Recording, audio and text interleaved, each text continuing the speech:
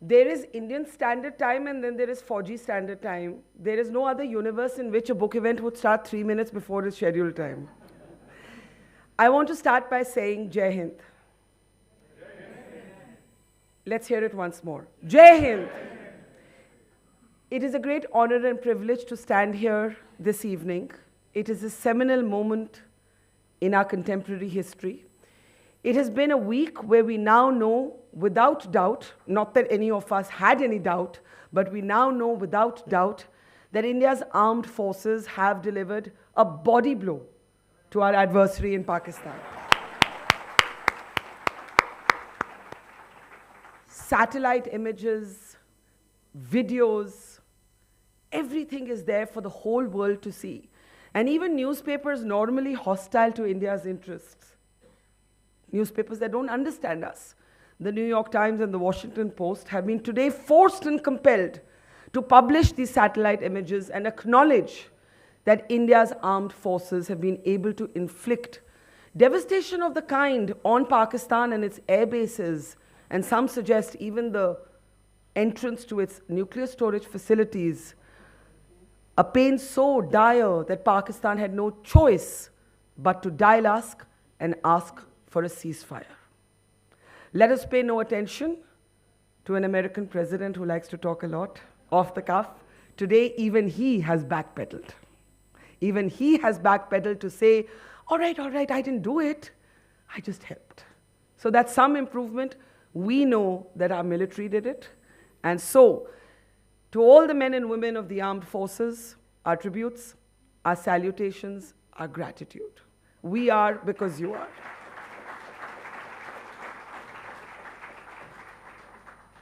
I return today with a slightly parched throat because I've been in the field for 3 weeks, since the Pahalgam terror attack in the Kashmir Valley, and then in Jammu and Punjab, where with my own eyes I saw what the Pakistanis were trying to do to us. Drones flying over our heads, missiles coming in, all intercepted by a fabulous integrated air defense system. I need not say much more about the success of Operation Sindoor. All of you are well versed with it. All our people know about it and should know more and more about it. But I think there is no greater moment and no more significant time to actually unveil former Chief General N.C. Vij's memoirs, Alone in the Ring. Because in so many ways, and I've read the book page to page, in so many ways the book was a forecast for this moment. The book was holding up a mirror to the future. It was almost like a crystal ball into which you could gaze. And many of the questions that we are asking ourselves today, what if Pakistan does this again? What is the security doctrine? When should you cross the line of control? When should you cross the line of control using your ground troops? When should you use air power? When should you use your navy? How do you coordinate between the three services? We've seen fabulous coordination this time in Operation Sindoor. Is there to be an operation to take back POK? What might that look like? Could that drag us into an endless war? How do you deal with an adversary that doesn't even have the courage to face you in the battlefield but sends in proxies? So many of these questions are raised in different contexts of our recent history by General Vij. So I do think that this is a very, very significant moment in the backdrop of Operation Sindoor to talk about everything that General Vij has seen and experienced and dealt with and battled heroically and with thoughtfulness as Army Chief. So I would first like to put our hands together to welcome the man of the moment, General N.C. Vij, whose book we're about to release and discuss. I think we can give it up for General Vij and show some gusto. Sir, please.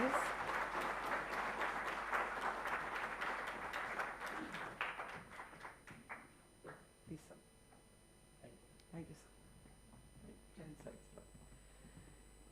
sir. It is my honor now to welcome on stage our chief guest for the evening. He is the senior-most former Army Chief, General V.N. Sharma. Let's put our hands together to welcome General Sharma on the stage.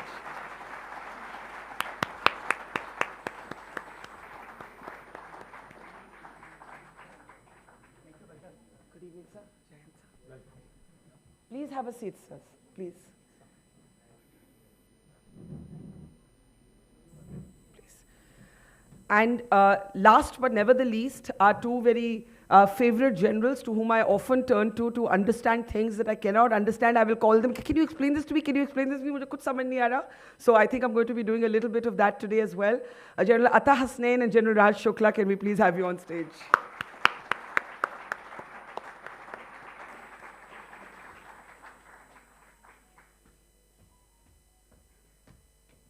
Good evening, sir. Jai Hind. Good evening, sir. Jai Hind.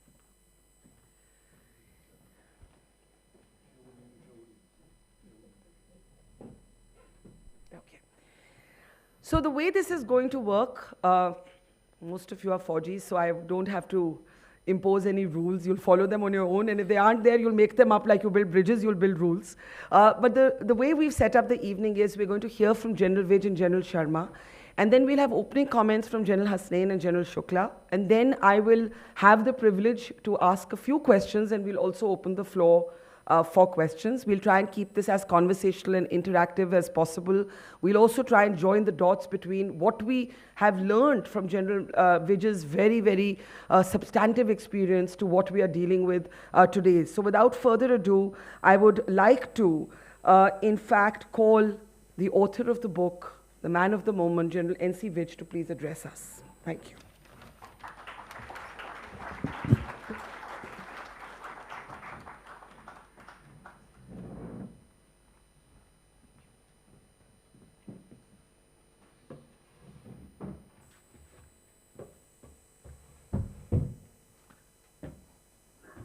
To reach, I think, Barkha's height, one has to put a podium down below. Right, good evening, ladies and gentlemen. It is indeed a pleasure for me and my co-hosts of the day, the panelists, General Shukla, General Atta Hasnain, and Barkha, and Colonel Vijay, who's helped me a lot throughout the process. A very warm welcome to our chief guest, General V.N. Sharma, and our grateful thanks to him for accepting the invitation and gracing the occasion. Thank you very much, sir. It's a pleasure to have you here. I will also like to welcome the former chiefs, who some of them have traveled from outside and come, and they were only hoping that their air reservations are not cancelled, but the things settle down. And they've come and joined us. So thank you very much. And various other senior dignitaries who are here, and all the friends who then filled up the hall. So thanks a lot for all of you for coming. Now, to get down to the main subject, I feel that it is, and it is my firm belief, that all of us, starting from a single striper to a chief, remain on the learning curve in our profession, for the simple reason that the dynamics of each war are different, and we need to learn from each experience and from each other. So it is important that we keep learning rather than feel that I have reached the top and that is the end of it. It is not really. You still keep learning. Experience in senior ranks really opens your horizon and also gives you a good outlook at the macro level. For the last 6 years of my service, I was very fortunate to be, and privileged, to be placed in the job which had everything to do with the national security.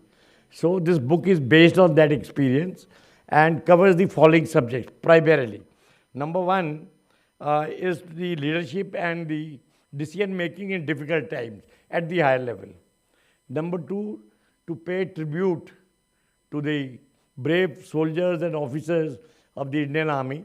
Because of their deeds, as Barkha also mentioned in our opening remarks, the Indian nation as such felt really proud, and they have become the most loved profession of the country. And I think after Operation Sindoor, it will add that much to the luster.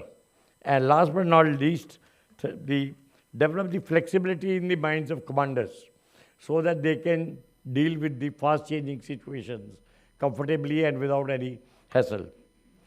The title of the book, you will be surprised, has been inspired by a boxing bout between Muhammad Ali and George Foreman. Muhammad Ali was my NDA time hero. And I remembered him from that time. Every time I saw a bout of his, one was glued to the TV. And when Ali entered the ring, he was a massive underdog actually. There was a lot of chatter from his corner advising him what to do. That is the time when he felt that he was alone in the ring. And it was he who had to handle the situation.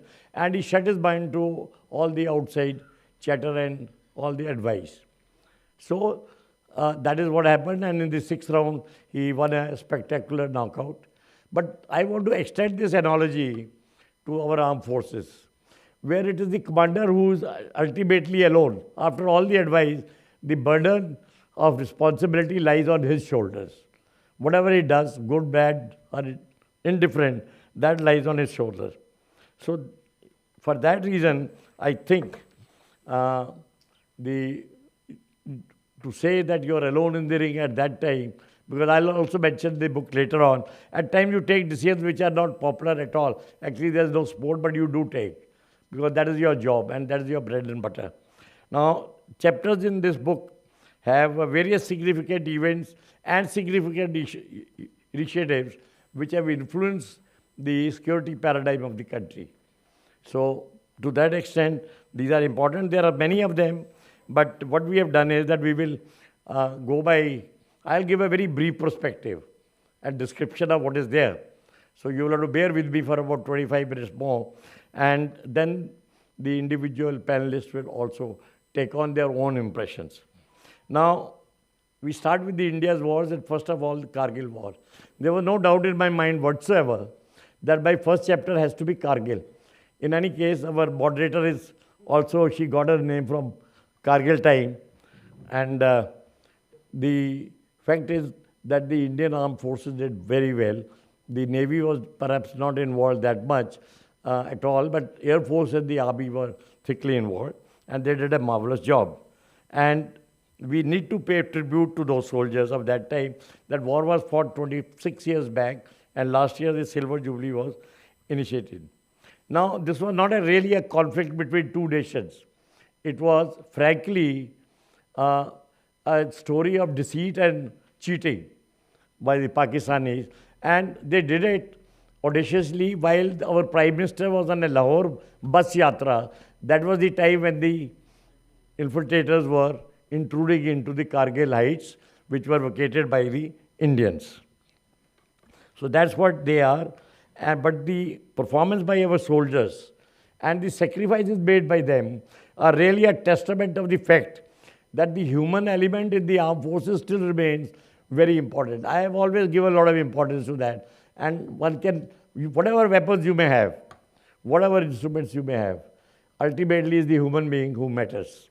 And he is the one who carries the day for you.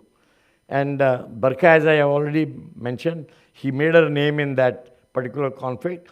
And credit goes to people like her and many other reporters of that time who carried this entire story to the drawing rooms of each and every house. It was broadcast live. And our young officers, their heart beat for the nation, and every word they said, that echoed. And like Batra said that, Ye dil mange more, and that line, I think there's nobody who may not have heard it. So things of that kind are really worth remembering. Now, I must tell you one thing. The Kargil War was imposed on us. India had no hand in it. We were caught up in that. And the recent Pahalgam killings are also a proof, like this is how they work. The perfidy of Pakistan was ominous and is ominous even today. As a matter of fact, even more. So one has to be careful on that. Now, I want to say a word about the Pakistanis. Pakistanis, as I know, I have not been to Pakistan. They won't allow me to go there. But the fact is, my counterpart during Kargil was a gentleman by the name of Major General Tokir Zia, a very suave person, good person to talk to. And once when I asked him, and General JJ will remember, and General Vikram will remember of that time, I asked him as to where was he in the previous week when we had the scheduled meeting. His reply was, हमारे बच्चे आ गए थे घर पे तो उनकी जरा वो तफरीक वगैरह कर रहे थे. तो आई सेड यार ये आप उसकी फिक्र मत करो, हमारे पे छोड़ दो. अभी आपके पास जब बच्चे वापस आएंगे आपको बताएंगे कि क्या हाल चाल रहा. So the fact is, even though he was left speechless, telling lies is a part of their ecosystem. And that is the reason, after my experience of that time, that I will never trust the Pakistanis, whatever it may be. Whatever they may say, they cannot be trusted. Now, we have talked of Operation Sindoor.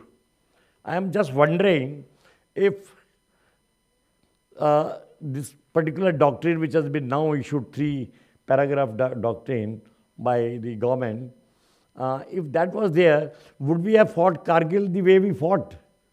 Because many of people asked that time, is this the way you fight the war, that you climb uphill and take on the enemy? But they perhaps didn't know at that time. Later on, they would have got to know that the government's instructions were very clear that you will not cross the line of control. Even your aircraft will not cross the line of control. That was the handicap, and you will go nowhere else. There were many easy fruit to pluck, but they won't allow you to go anywhere else because the government had their own reason. I am not going to talk about them. Then they can be discussed. So that is one thing. And perhaps we would have expanded the area of conflict, and Pakistanis would have been given a much heavier blow than they were given at that time. So that's how the present day is happening, and the government's response to that has been very, very sort of relevant to this particular thing. Now I come to the LOC infiltration system. Now this is one of the decisions which I had to take during my tenure, which perhaps was the most difficult one, because there were no takers for it. So much so that even my vice chief, my dear friend Shantanu Chaudhary, God bless his soul, is not there, and the DGMO, Bali Thakkar, even they were not encouraging, because people, I think, were not convinced that this is possible. And they also, some of them felt that perhaps it is a defensive mentality. But they didn't understand that, having seen the story from the time I was DGMO to the time when I took this decision as the chief, I had seen enough of infiltration and understood that no amount of troops could stop the infiltrators. The only way we could stop them was by putting an obstacle system, and system was, which we thought of, a fence which is electrified, sensors ahead of it, booby traps ahead of it, punjies ahead of it, and then along with the fence, lots of troops, platoons and company headquarters within a beat, within a minutes or 2 minutes distance, with very good communication system. So that it was an entire system. It was fence, it became known as a fence because that was a short word to use, but it was a system. But anyway, it was very difficult to convince anybody because people perhaps felt it was not possible, as I said. Then it was 740 kilometers long, and later on I think we'll talk a lot about this.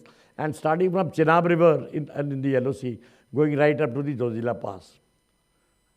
Then I must mention an anecdote here. We went to Northern Command headquarters, and there General Rustam Nanavati, our friend, and also my coursemate, he was the army commander, and when we discussed this thing, there was a total dismay on their part that as to what kind of a proposal we have come with. So 2 hours discussion and no result. Then I told Tipi Brar, who was the GOC 16 Corps, right, discussion is over, now listen what I'm going to tell you. After 1 month we will meet at Bibar Gali, and I think Vijay Lalhotra is here, who was commanding the brigade here, and we will see the sample fence. And this is the drawing which the chief engineer had taken with him, and we will meet. Anyway, the fence came up. But what I wanted to mention, that Rustam Nanavati wrote a book many years after his retirement, I think 4 or 5 years after his retirement, and on India's internal conflicts. And there he mentions about this particular discussion at a meeting.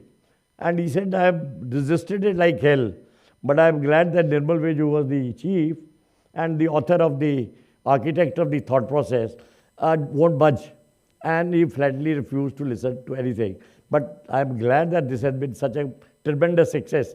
And I have no hesitation in saying that I am glad that he didn't listen to me. So that's how, but Rustam was a thorough gentleman and a great soldier. So it is expected, it was expected from him. Okay. Now many of those gentlemen of that time, General Nirbhay Sharma and others, and I can't mention all the names, they are here today. And if they were not there, and the Army Commander was General Hari Prasad, he is in Hyderabad, and General Sudhir Sharma and others. If they were not there, perhaps we wouldn't have been able to do it.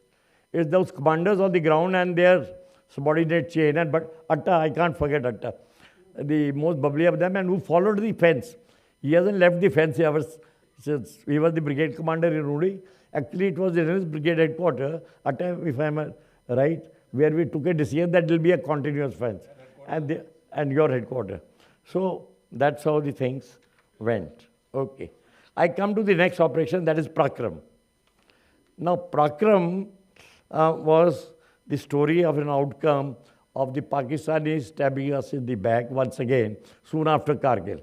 When on 13 December, the 5 Jaish terrorists attacked the parliament, and of course, there was no harm done, but 6 constables were killed. But the entire nation was outraged and very unhappy and were crying for murder. The government, the CCS, met on 15th of December, 2 days after that, and gave orders for the entire armed forces to be deployed. There was a massive deployment. I remember I was the vice chief that time, and when such a mobilization takes place, you are really lost. You don't know how to handle such a move, because there were thousands of vehicles. JJ would remember, he was the ADGMO that time, as to what happened. And we remained deployed. The Prime Minister made very aggressive statement. He said, "Ye aar paar ki ladai hogi." Dusri baar he said that no weapon will be spared, irrespective of how it hurts. But nothing came out of it. Twice we returned from the brink. Once when Jan Padmanabhan, who was the chief, he announced that we are ready now. That was in middle of January, and we can now go in. And he said it openly. But no orders came.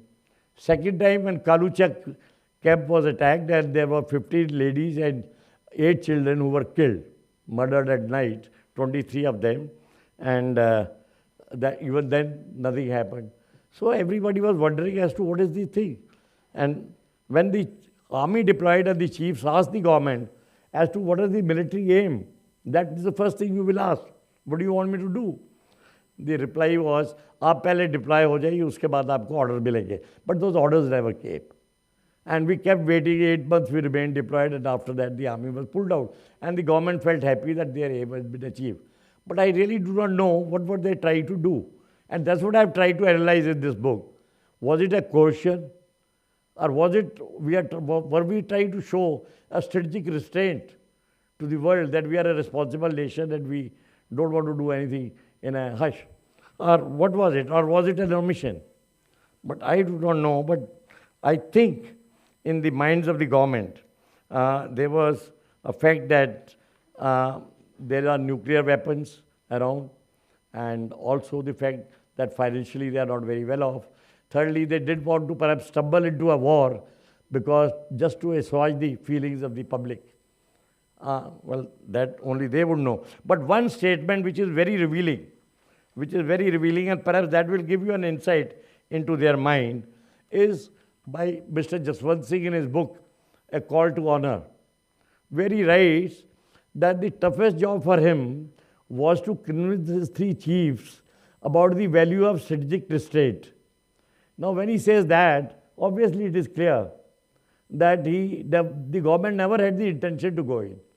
But they didn't share it with the armed forces. Now, that is the sad part of it. And I think now the doctrine is there, and this is what was required, and that's why I have mentioned it in, I think, more or less each chapter of mine, that the national security doctrine needs to be there so that the government gives you clearly what is your strategic aim, what is your military aim, what is their political aim. They may share that or not, but the military aim must be given to the military commanders. Right. Maybe more on this little later. I come to the Cold Start doctrine. Now, the origin of the Cold Start doctrine really lies in the meeting which was called by the Prime Minister, Mr. Vajpayee, one day after the parliamentary attack. On 14 December, all chiefs were called, and only NSA was there, and it was in his private room. He was a very informal man, so that's how it happened. And I attended that meeting because the chief was out on a day's visit to the formations. There the Prime Minister asked as to how many days would we take to deploy. The Air Force, Air Marshal Bhatia is sitting here, they are quick on the taking off. So he said, Chief Marshal Tipnis was there, he said 24 hours, maybe maximum 48 hours. The Navy also gave a reasonable reply. But when it came to the Army, so I had no choice but to say 2 to 3 weeks, because our strike corps are in the hinterland and we'll take time. And the holding corps are not in a position to launch an offensive of the kind which will create any impact, but it may create an imbalance. So we told him frankly. Anyway, we came out of the meeting. But I was thinking on the way back home that if this is the way we are going to reply and this is the way we are going to act, perhaps things are not going to work out. And we have to do something. So when I took over, soon after that, we ordered a study group and with General Bhupinder, GOC2 Corps. He was also the ADGMOB. While General JJ was the ADGMOA, he was the ADGMOB. Very, very intelligent man, and he did a marvelous job. They produced a paper. I can only tell you the sum total of that because it's a long story. The sum total was that we need to create 8 to 10 battle groups, close, and locate them close to the border, in the arc in which they may have an objective. That was important. In the arc, I am saying so that you are not straightway pointed towards the objective and certain amount of security is maintained. Number two, they have to be pre-grouped, pre-orbited. So the strength would be about a division to division minus, and there will be an armored brigade or a mech brigade, infantry brigade, artillery and engineers, and above all, as I always tell my friend Shashi Tyagi, the Air Chief Marshal, that we want the Air Force, and he's sitting here, only other day we talked, we want the air on top. I don't want the air to do anything else but take care of the army operation. You remember the conversation. So that's what it was. And this is how the story was set up, and the work started on that and still going on. But a lot of it has been done. But it created a little turmoil in the minds of the Pakistanis, and they held a series of exercises by the name of Azme-No, that means firm resolve, and decided that the only way they could meet the threat posed by the cold doctrine was by developing tactical nukes. So you can blame it on us if we created that problem for them. But as a result of the Cold Start doctrine, also came up the Southwest Command and 9 Corps, which were set up and which are there now. And it was really, we got it on the last day of my service, and in the afternoon I made sure that I issued the orders so that there was no delay on that part of the government or anybody else. So the Cold Start doctrine still working. The battle groups are being called integrated battle groups. So they found a better name. So two gentlemen, General Naravane and General Pandey are here. In their time, the work on the theatre commands has gone on, and they will know that they still form the core of their futuristic operations. Right, the next chapter is about the Iraq War.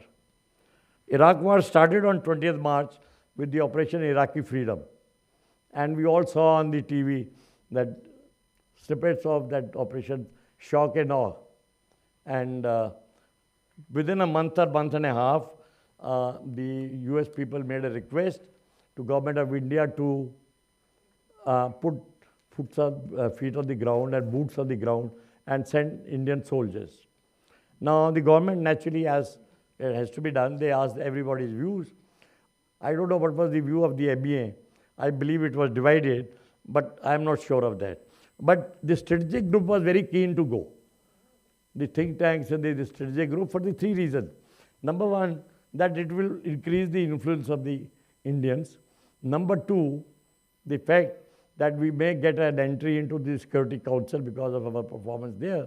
And number three, because Mr. Advani was told by George Bush, the president, that if you do this, we will put pressure on Musharraf to hold the troops back and terrorists back. When it came to the army, we wrote 3 letters. I wrote 3 letters, 2 before the CCS meeting, 1 to the Prime Minister and 1 to the Defence Minister, and 1 after the CCS meeting to the Defence Minister, giving our views that we do not support this thought process, and for the reasons that we were very busy ourselves. We were setting up the fence. We cannot trust the Pakistanis. The fact is we had a very sad experience in Sri Lanka, so we should not overlook that experience. So with all that having been said, we said we do not recommend strongly this particular proposition. In the CCS meeting, you will be surprised, after we had given our views and all that, the Prime Minister, Mr. Bajpayee, spoke and said one word in summing up, "Acha phir chintan karenge." And that was the end of the meeting. I do not know what stopped the Indians from going to Iraq. Really, nobody shared it with us. Was it because of our recommendation? Or was it because of many other such recommendations and ours being one of them? But whatever it was, the fact is, and the happiness is the fact, that we stood our ground, we were frank and forthright, and told the government what we felt. It is their job to accept it or reject it, but it is the job of the armed forces to be honest about their opinion and very forthright about it, rather than try to butter it or cream it up so that it becomes soft. Okay. But here also I will quote you another thing, example of the American Army. General McMaster, Lieutenant General McMaster, who was Trump's NSA in his first term, and later on sacked as he had 4 or 5 NSAs, has written a book by the name of The Dereliction of Duty, The 5 Silent Men. And there he is pointing out to the 5 chiefs of staff, who he said were lacking personal rapport with the government and could not push the things through, because of which they suffered. I entirely agree with him.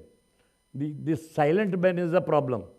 You got to express your views, but instead of personal rapport, I think, because I am shy of personal rapport with the government, one should not. We should have only a professional rapport with them. I think that is that would have been a better word. But I entirely otherwise agree with him. Come to Sierra Leone. Vijay Jetli is here, General Jetli is here.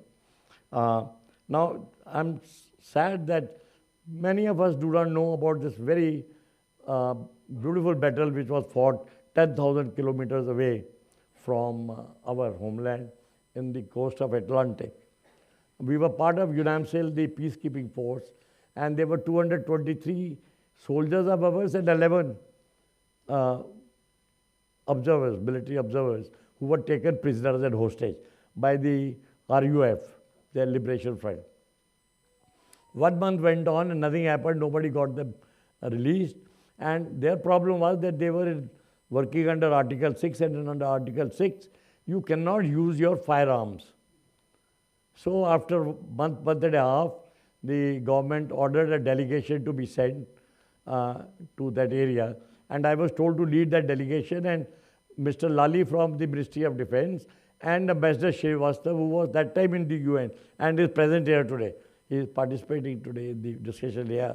We were asked to go to UK, UN and USA and try and persuade them to do something about it. But I was surprised, not really surprised, because that's what is expected of them, because they were themselves not providing any troops. So they had no pinch to feel. They didn't even have the empathy to do anything about it. And we came back to Sierra Leone. We met General Jetli there, who was the force commander from my regiment only. And we worked out an outline operational plan as to what has to be done in this emergency. Came back to India, and the chief asked me to brief the defense minister and the foreign minister. That was done. Both of them took little time to convince Mr. Jaswant Singh. George Fernandez was readily agreeable. Anyway, then the presentation was made to the Prime Minister, and he had only one question, that casualty hongi. So my reply to him was very simple, that casualty in any operation are part of it. It cannot be helped. But the level of training of our troops is high, and the RFU training is not of a high standard, so it should not be very many. But we must go ahead and carry out this operation. The leaders of the opposition were also there.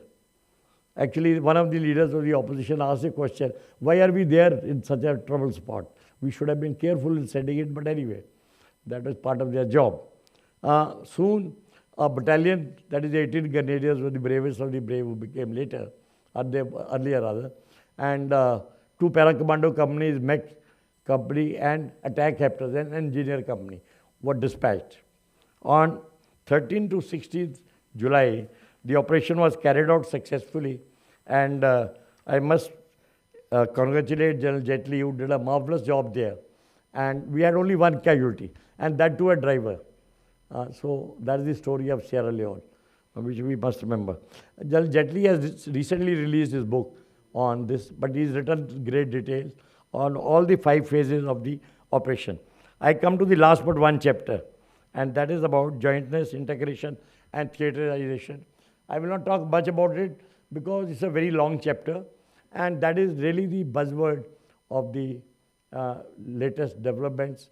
And the 2 gentlemen, General Naravne and General Manoj Pandey, they have been involved with it. They may be able to throw some light on it in the question-answer session, if they desire to do so. But the fact is, I must mention that jointness was always there. There was never a problem on jointness. Process of integration and theaterization came even later, started after the Kargil Review Committee and also the Group of Ministers report. And that time, also when we were in service in 2003-04, I was in service, there was lots of rumors and information that the CDS will be appointed. As a matter of fact, one was worried that he should not be put in that slot because then you would leave a truncated tenure and land up for another truncated tenure. But the rumor has it now, please listen to it carefully. Rumor has it that some political party met the Prime Minister a day before the announcement, and that was shelved. But 19 years after that day, the CDS post was instituted, and a lot of work has happened after that. They've got a cyber setup, they've got a space setup, they've also got the logistic nodes going and many other things going. And also a lot of discussion on what will be the theatre command like. And integration will be perhaps seen through. And also, as far as the theatres are concerned, they have discussed it all. I really don't know what all. I can only make a guess on that. But one thing I'm sure, that jointness and integration are really fundamental to creating a cohesive and a unified military command. And I'm also glad of the fact that our integrated battle groups are still part and parcel of the story.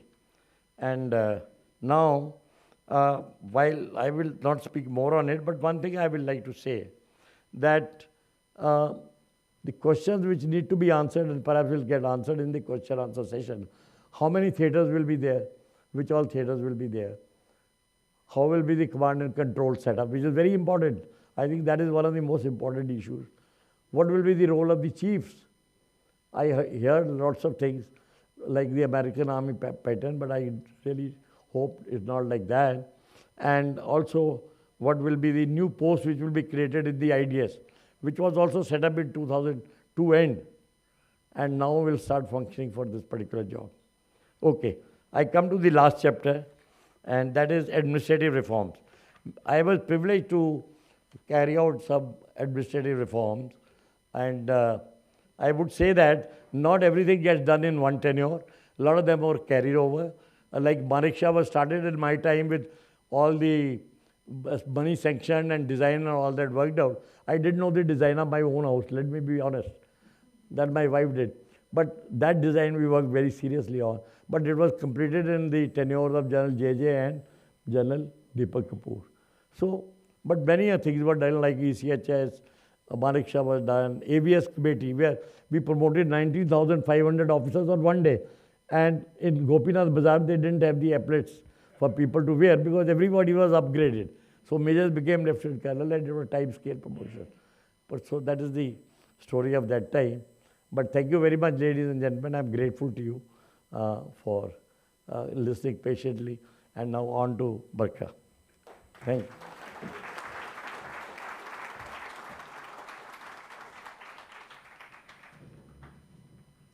Thank you, General Vij. I think you gave us a good overview of the entire book and how it is structured.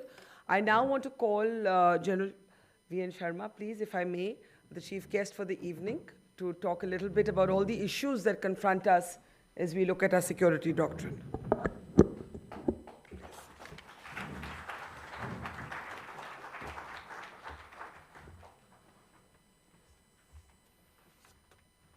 I'm very honored indeed that Nirmal thought of me and asked me to come here today. He's an old friend, and that he would think of an old fogey of the army and invite him here. I'm very happy that he did that, and he's come out with a lot of points. We are very lucky that we've had some very good heads of the three services.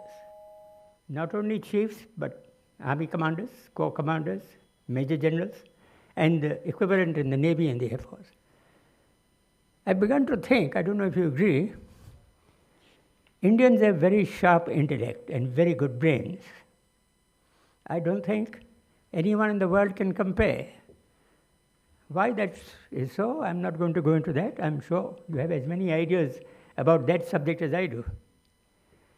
But certainly, this land of the three rivers and the mountains in the north, as it is described in the Vedas, has produced very clever people. Muslims, Hindus, Sikhs, everyone. Now, it's interesting that the country has a very calm and cool attitude to what's going on in the world around them. We don't rattle sabers and shout from the housetops like the Pakistanis do. We don't threaten. At the same time, we don't want to take other people's country. Yet we do say that if you disturb our country, we'll give it back to you very hard, which we do. And I think we proved that in the recent operations. Nirmal has got a very cool mind. When he became the chief, you all watched him because he did a lot of things which are not in the public domain. I think when we read his book, it will come out. There was a list of stuff on this board here when we all came in, what he did. And that has had a good effect. It's the luck of a leader if he has to face conflict, actual conflict on the ground. Many have that luck, and they shape up or they don't shape up depending on how things go. Many people never have that opportunity. But nevertheless, since every 2-3 years we have a new chief, either in the Navy, Air Force, or the Army, their contribution is very remarkable. All of them, and there are a large number of chiefs sitting here, large number of senior officers from all the three services, and a big backing of the Dogras I see for Nirmal, which means that they have a lot of love and regard for him. I did visit the Dogra Regimental Center recently, on the 23rd of January when the Ram Temple was inaugurated, along with, I think, 15 other retired chiefs.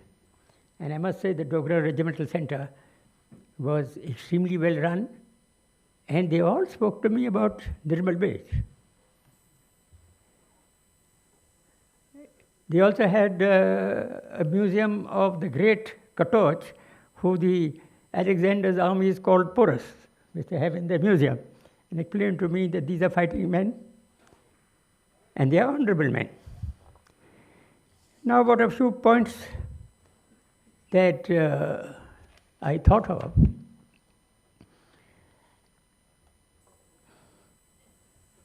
The question of decision making, which is this book is all about, because whatever the crisis, you have to make a decision. How do you make a good decision? I think he's covered that. And it will be interesting to see what he says in the book. But right from the Gita and the Upadesh of Lord Krishna to Arjuna, this question is being put forward. The first requirement is a very calm and cool mind. If you don't have a calm and cool mind, if you're agitated, if you're emotional, if you're passionate, if you're aggressive, if you're full of desire for revenge, it doesn't work. You have to be very cool, and I'm sure many of the chiefs sitting here would agree with me.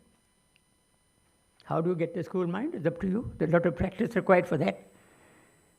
As somebody described to me, the mind has to be like a limpid pool of water.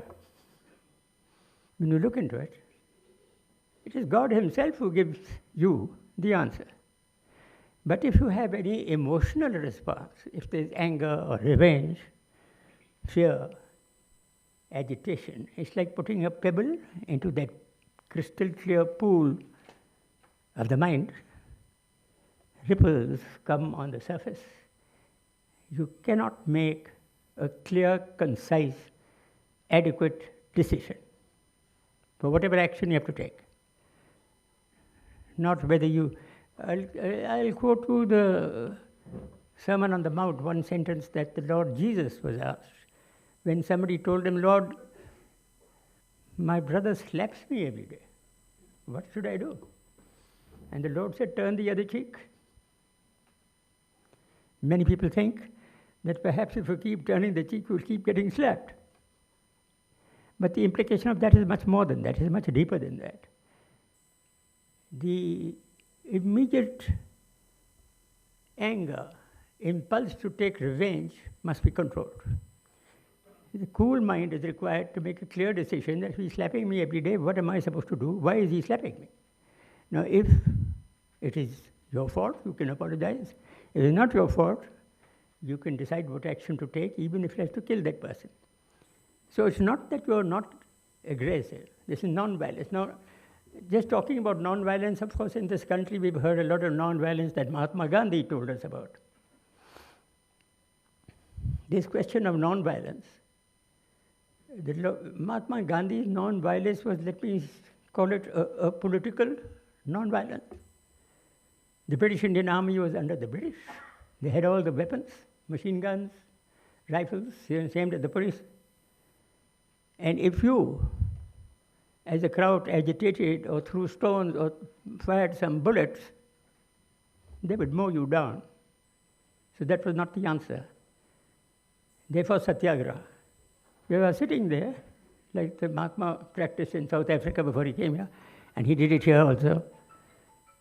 And you disobey any orders that you don't think are correct, but you're not violent, you're just sitting there.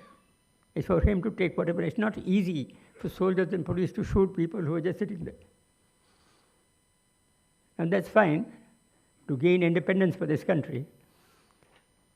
But the actual meaning of non-violence is not physical, but mental. The mind has to be cool and collected and no violence at all. That means that cool, collected thought as to what action you have to take, and when you take it, very deliberate, hard action is required, even to killing the so-called enemy and destroying.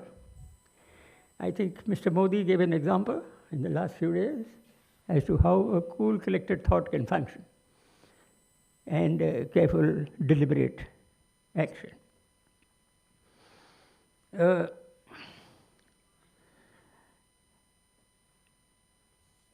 He mentioned about the Iraq war, for instance, and very interesting. I was retired, of course. And there was a gentleman called Strobe Talbot, I must be remembering his name. He was the Deputy Secretary of State in the Clinton administration, the Democratic. The guy who did the Iraq war was Ronald Reagan. I mean, the George W. Bush. Now, George Bush is Republican. So, Strobe Talbot invited about 10 or 15 of us to Cafe Chenoa on the top of the Oberoi Hotel near the golf course in Delhi. Gave us a good lunch and said that, gentlemen, you're all retired, you keep writing in the press and people hear what you have to say. We want 2 divisions of the Indian Army to help us in the conquest of Iraq. Why? To punish Saddam Hussein. So we said, why do you want us? I mean, you chaps are strong enough, why don't you do it yourself? He said, no, there'll be a large number of troops required because we'll go, we'll bash up Basra, we'll bash up Baghdad, and then we want somebody there to sort of organize the place behind us. So somebody asked him, what role do you expect us to do? Under whose command will our two divisions function? So, of course, under the general commanding the American forces. And then somebody said to him, we don't want to do that because we do belong to a free, independent country, so we only listen to our government and we don't listen to the American general. Therefore, if you want us to function, give us a piece of the area, like Basra, for example. Let us manage it. We will go there, they're all our friends. We won't fire a single shot, but we'll protect those poor people from you. So, another person asked him, you're asking for help of soldiers from the Indian Army. What do we get out of it? You know, we'll give you oil at a much lesser rate because we'll take all the oil from Iraq. We'll give you construction contracts because Basra will be destroyed, Baghdad will be destroyed, and it has to be. Of course, most of the contracts will go to Americans, but to poor Indians, we'll give some contract to you so we make some money. And you better say yes, otherwise you'll miss the boat. Then someone asked him, which boat? He said, well, if you miss the boat and you don't come with us, then you'll miss out on all these things. Now, what we saw here is that the Americans are very money-minded. They want advantage, monetary or material, for themselves, for any action that they take. Luckily, in India, we don't even think about these things. And I'm very happy to say that, as Nirmal described, he was able to convince the government also not to intervene at all under somebody else's flag. That's very important. It does not mean that one of these days we won't act. We can act anyway, provided there are requirements for something to be done anyway external to India. We've done the IPKF operations. We can do them in the Gulf. We can do them in the East. We can do them in the West. A country changes its strategic concept as it improves in its financial power and its military power. Military power is of no use unless there is a financial power. So therefore, we all have to wait. As we increase the financial power, I think we're third or fourth in the world now today. First question is the development of our people, and the second question must come is the military forces, which I'm very happy to see the present government is doing. I must say, there is no other country in the world which can face China. We have an open border of more than 3,500 kilometers, unmarked. Why is it unmarked? Many people tell me Chinese don't want it marked because they have deep claims, whole of Arunachal Pradesh, etc., parts of Ladakh, and we are not going to give that to them. But nevertheless, unless there are palis and border marking done, we don't have a border. So it is, in fact, the largest unmarked border in the world. Of course, America and Canada have an unmarked border, but then they are friends. We have the largest unmarked border where two armies are facing eyeball to eyeball. But we are the only army in the world which can do that. And everybody has noted that.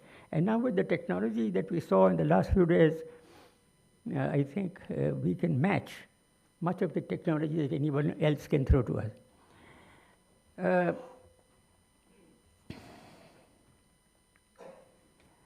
I think I'm very happy that Nirmal Vij has written this book. Decision making is affected in all walks of life, not only the military. Corporate sector is also involved.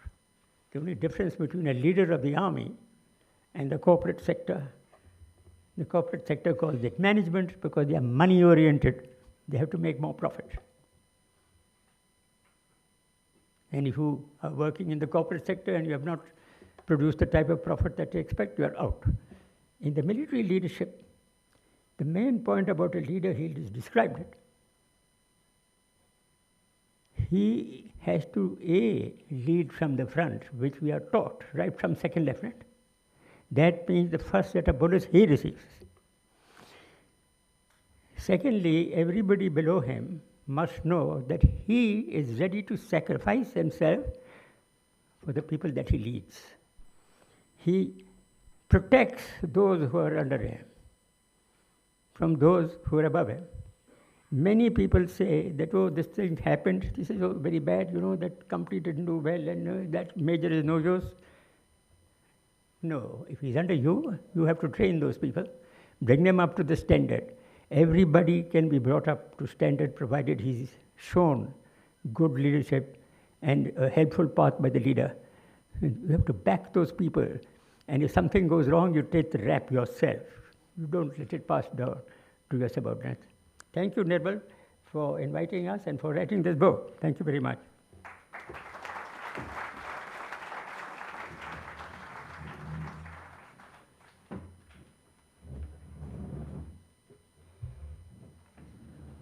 We'll have two issue-based commentaries to frame our conversation for the panel now. May I request General Atta Hasnain now? Oh, I'm sorry, I'm being reminded that before we get into that, we have to get to the main order of business, which is to release the book. So I'll ask everybody, please.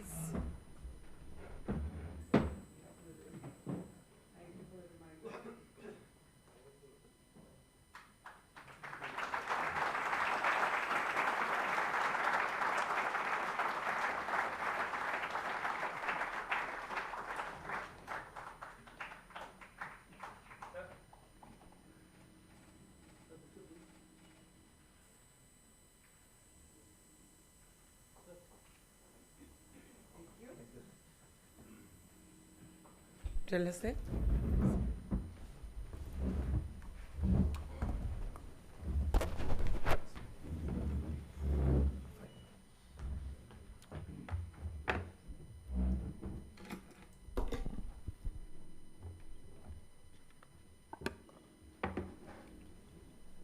Your permission to resume, sir?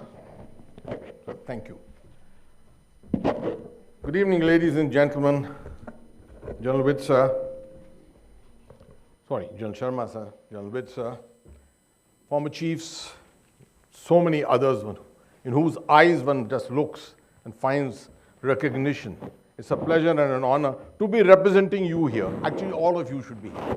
You should all be speaking on this panel, but I speak on your behalf.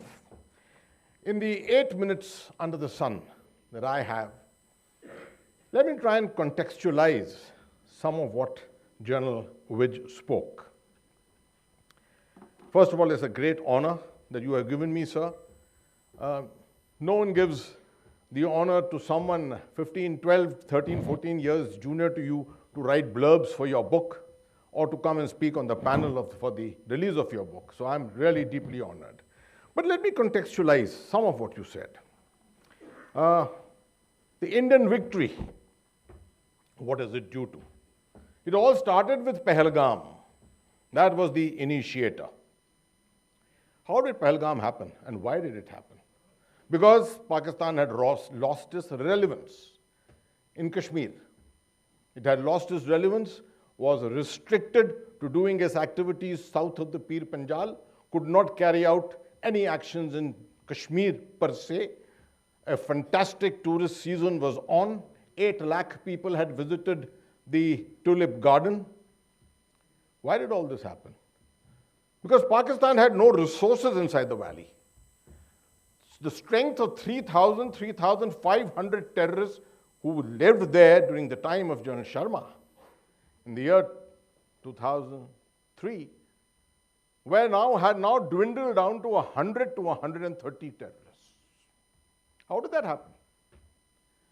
It all happened because in an order in 2003 given by General Vidge, in which he drew out the concept of what the Indian Army will do now. As a DGMO, he had observed it. As a Vice Chief, he had observed it. He has spoken about it here. His effective direction to Headquarters Northern Command, to GOC 15 Corps at that time was, bring the strength of terrorists in the valley to sub 1,000. It was 3,000 at that time. Bring it down to below 1,000. How can you do it? And that's how the whole concept started. That's how the LOC fencing came about, and he's written about it extensively. The more important aspect in it, rather than just the decision making, is the leadership which went into it. I can tell you, as a commander of the Uri Brigade at that time, I had about 80 kilometers of it to construct. And I still remember the nightly calls which came to me from General Vidge, cutting across Northern Command, cutting across 15 Corps, 19 Div, and coming there. I was serving in a hugely, an environment which was very, very vitriolic virtually. I had great commanders. I had the famous General Raj Mehta as the GOC 19 Div. I had General Sharma as my GOC 15 Corps. And I had General Hari Prasad as my Army Commander, Northern Command, and General Vidge as the Chief. And under them, you have to survive. And the decision taken in my headquarters was that you will make this fencing continuous. Otherwise, till then it was try and make it in those areas where there is some infiltration. It was then decided to make it continuous. We flew down to then Brigadier Lalotra's brigade to see the model fence that he had constructed, and we realized that we could not construct anything like that in 15 Corps. So we constructed our own models and put together something. We had competitions. General Vidge in his book writes something superb, and that is the 10-90 principle. I've heard of 80-20 principles, but 10-90 I have not heard of. 10-90 essentially means that when he has given a direction, 10% of that he will monitor on the map. But 90% of it he will monitor on the ground, which meant that every 10 days he was in the valley or in 16 Corps. If not, he was speaking to one of the commanders of the GOCs at any time. This was how the fence was nothing but a DCB. The fence became a ditch cum band in the mountains, right there in high altitude areas. People like me questioned and said, "Yahan kahan ban sakti hai? 14,000 feet pe fence banegi?" When I got a kick on my backside, I knew it could be constructed. And I constructed it. Right? I can also admit to you, I've never been abused so much as the way I was abused that time. So in the army, this is the only way it works ultimately. Galna pe galna, when they come onto you after your life, you will do it, you will perform. And we did it, all of us, and we are proud of it.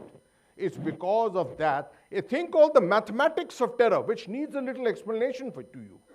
The mathematics of terror came into our favor. What is the mathematics of terror? I discussed this with General Bikram many times when he was the Corps commander. The mathematics are simple. We killed on an average 12 to 1400 terrorists in a year. And yet, 16 to 1700 came in every year. What was the point of killing 1200? When you were once again adding that many more to your tally. You had to make sure that if you killed 1200, 1400, not more than 500 should come into the valley. That can only happen with your counter-infiltration absolutely intact. And that can only happen if your command and control, your communications, everyone is on the job. The LC fencing, as General Vidge writes in his book, the ownership was taken by different formations, different units. This is my fence. I will not allow a single bird to come across it. That's how it happened. So thanks to you, sir. And I heard some great stories from you while traveling with you in the very, very few travels that we've had together. But I drank your good coffee and heard your wonderful anecdotes of all kinds of leadership examples that you have always exhibited all your life. I think something which you have not written about at all in this book, and I reminded you today, in fact, after reading it once again, no one realizes that one of the major operations which happened in General Vidge's time, Operation Sarvinash. 2003, in the last 1.5 years, you've been reading about Sarvinash in the media, hearing about it. What is Sarvinash? In a place called Helkaka, down south of the Pir Panjab. All 16 Corps people know it very well. A god of the terrorists had been created.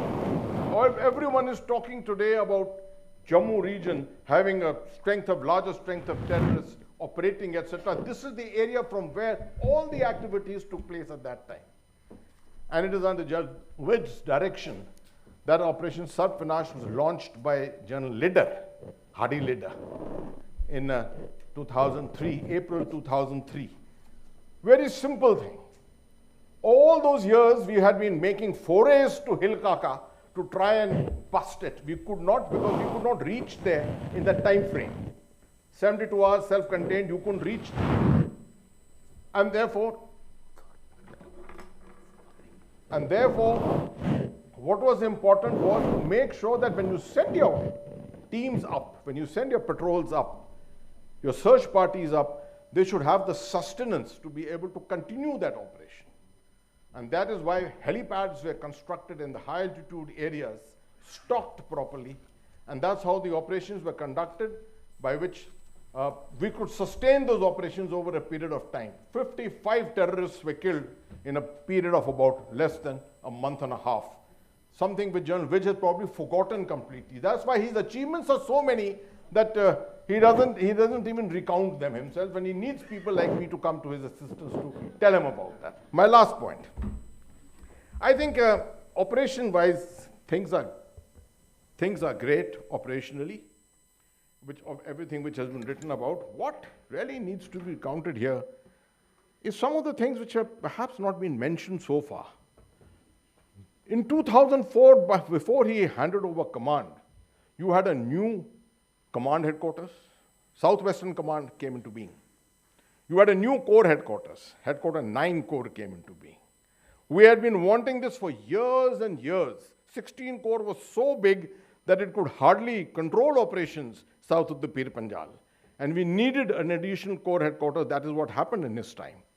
I think the best thing about this team of General Wij and General Shantanu Chaudhary as Vice Chief was that General Wij was there to take all the decisions, the difficult decisions, and General Shantanu Chaudhary was there to drink tea with everyone in the ministry so that you could get things done.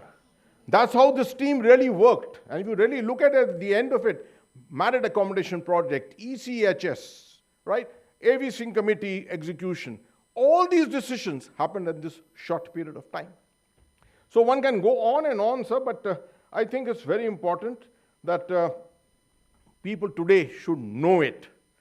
That if today we have won a war, we have won a conflict or a war, whatever you want to call it, over 3 days, it's because of some great work done by lots and lots of people who are sitting here at the moment. All given leadership by excellent people who are sitting right in front here, and of course, led by our former senior chiefs. Thank you very much. Jai Hind.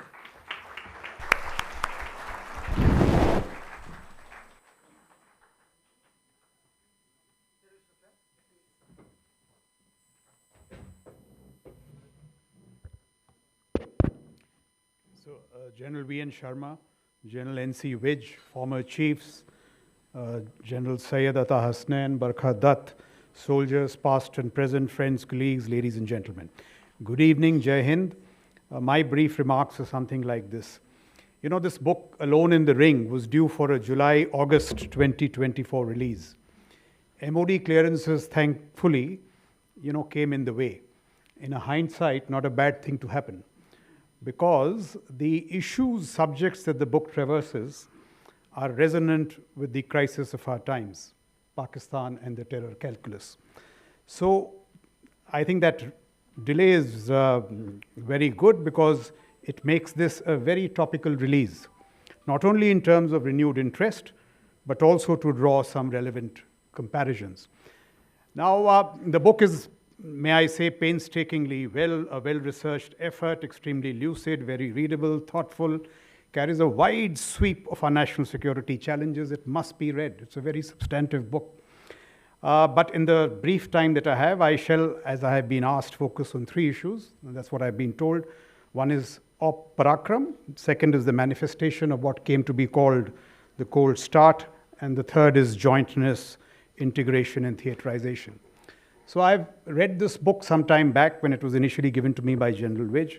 But as I was reading the chapters yesterday, I could not help marvel at, in the context of the ongoing Op Sindoor, the remarkable evolution in our politico-military synergy, our strategic outlook, and the sophistry of our statecraft. And I think it is the pain, the sweat, the trials and tribulations of Parakram and the events thereafter that set the stage for Op Sindoor. So I'll basically, speak about then and now, which is Parakram and Sindoor, in terms of these three metrics. And may I also say that the single largest utility of General Vij's book is that it helps to place Op Sindoor in context. It also addresses very serious questions of war and peace. Therefore, it's a must-read in my view for middle peace officers, the 2, 3, and 4-star serious military analysts, and most particularly the political leadership and the bureaucracy in the context of the utility of force. Unless you read the book, understand the context, you will not get a sense of this monumental transformation that I'm talking about from Parakram to Sindoor. So let me just explain in terms of these 3, 4 metrics which I have been asked to. I picked out from the book. The first is strategic, restraint, offensive poise. Now I'm quoting Minister Jaswant Singh. General Vij also referred to him, but I'll just quote what he said about Parakram. This to me was startling. He said the objectives of India's mobilization were to defeat terrorism without conflict. So he said there was meant to be no conflict.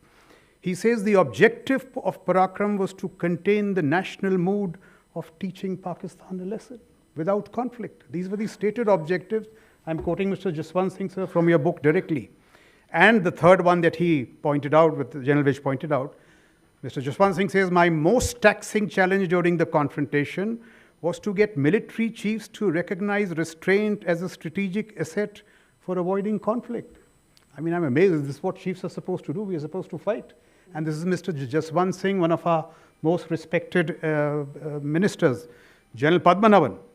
He says it remains unclear, however, just why the politicians who ordered the build-up finally chose not to use the military machine they had assembled. This is the General Padmanabhan from your book.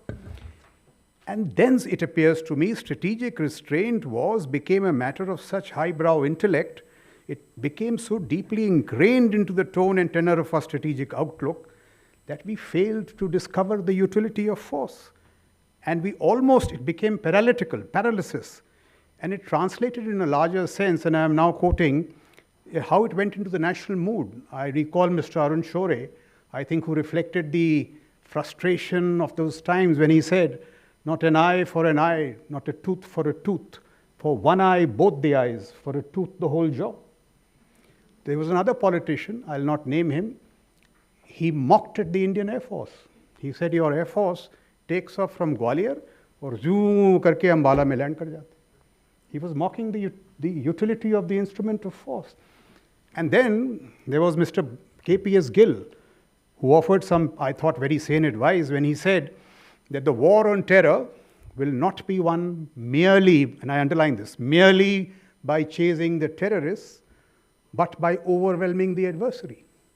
Now, I think Op Sindoor has converted the frustration, the thought, even the wisdom of those times into a strategic reality. And that, I think, is the biggest success of Operation Sindoor. Many years later, this is once again General Vij records in the book, Prime Minister Vajpayee himself said that my biggest regret was not going to war with Pakistan after 13 December, admitting categorically that it was a mistake.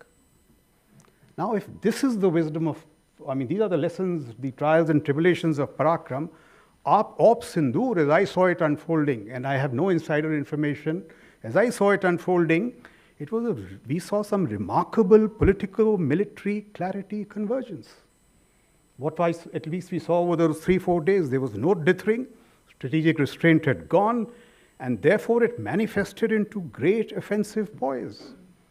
So I think for years, Pakistan punched many notches above its strategic weight, and we simply punched several notches below our strategic weight. We've just discovered this. All to brilliant effect. We saw astute leveraging of the escalatory ladder. For the first time I have seen the heart of Punjab being hit. I have commanded the Bhatinda Corps. This Bahawalpur was right opposite us. There were so many opportunities, but we didn't do it. This time we hit Rawalpindi, we hit Raibind, Punjab, where it actually mattered. We also saw some masterly use of offensive air power. And I must concede, I think this war was air and air defense, primarily. So it was the high point and the key battle winning factor. And may I just point out how all these things are important, because in Kargil, It was somebody I respected greatly, Air Commodore Jasjeet Singh, who argued that not only air power would be escalatory, but it would escalate to the nuclear dimension. Suddenly we discover that air power is a battle-winning factor. Why I'm bringing this out is because all these issues have to be grappled with. It is not only the political class, but I think also we made some great errors of judgment. We finally discovered what air power can do. General Widge has spoken about alone in the ring. Mike Tyson once said that everybody has a strategy till he's punched in the face. If you recall Air Marshal Aurangzeb, on the first night, he was a hero, all flourishes. But when the Air Force struck, he was not seen for the next 3 nights. Mike Tyson becoming a reality. So this is the whole thing, and I was surprised. I know we all know now what happened because of the political-military decision taken not to do SEAD first. We struck the terror targets, and so we got hit on the first night. But once that caveat was removed, I mean, our air power has performed with brilliance. Pakistan's air defense system has been dismantled. Pakistan lies exposed, vulnerable, and naked, and was forced to sue for peace. So if you now see from Parakram to Sindoor, in my humble view, there has been a transformatory effect. Transformatory effect. And finally, I think India has rediscovered the utility of force.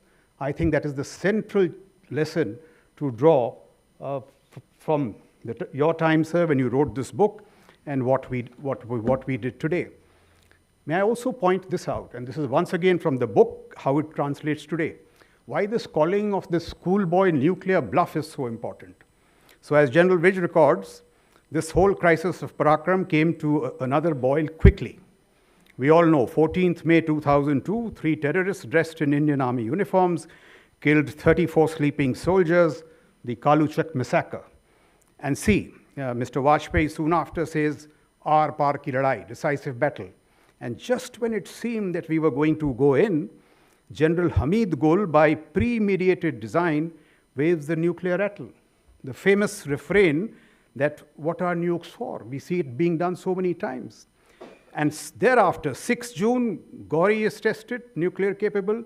22nd July, Abdali is tested, nuclear capable. And shockwaves go through Washington. By 31st May 2002, US-American personnel began to be evacuated from embassies. Travel advisories are issued. And as American businessmen began to leave India, this order is interpreted in naive New Delhi as an American threat to punish India economically. So look at how it plays out. And no wonder Pakistan has played it again and again. And Richard Armitage from the US administration rushes to Pakistan. A wily Musharraf gives him token pledges, and they are conveyed in Delhi as assurances. So I'm talking of this, how time and again the victim of terror got punished and the perpetrator was allowed to get away unpunished. And this, the Pakistani establishment perfected it over a period of time into a consummate art. So, and it saw the development of, in my view, a particularly obnoxious piece of nuclear theology, which was bereft of any strategic rationale, and the West played into it, and we saw a new doctrine, that under nuclear cover, you could go on a terror rampage, and at wonderfully low cost. Op Sindoor has called this schoolboy nuclear bluff. Now Pakistan has to make 2 choices. You can either sponsor terror or face India's conventional might. So terror is no longer a low-cost option. I'm not claiming that it will establish deterrence, but it will become a high-cost option for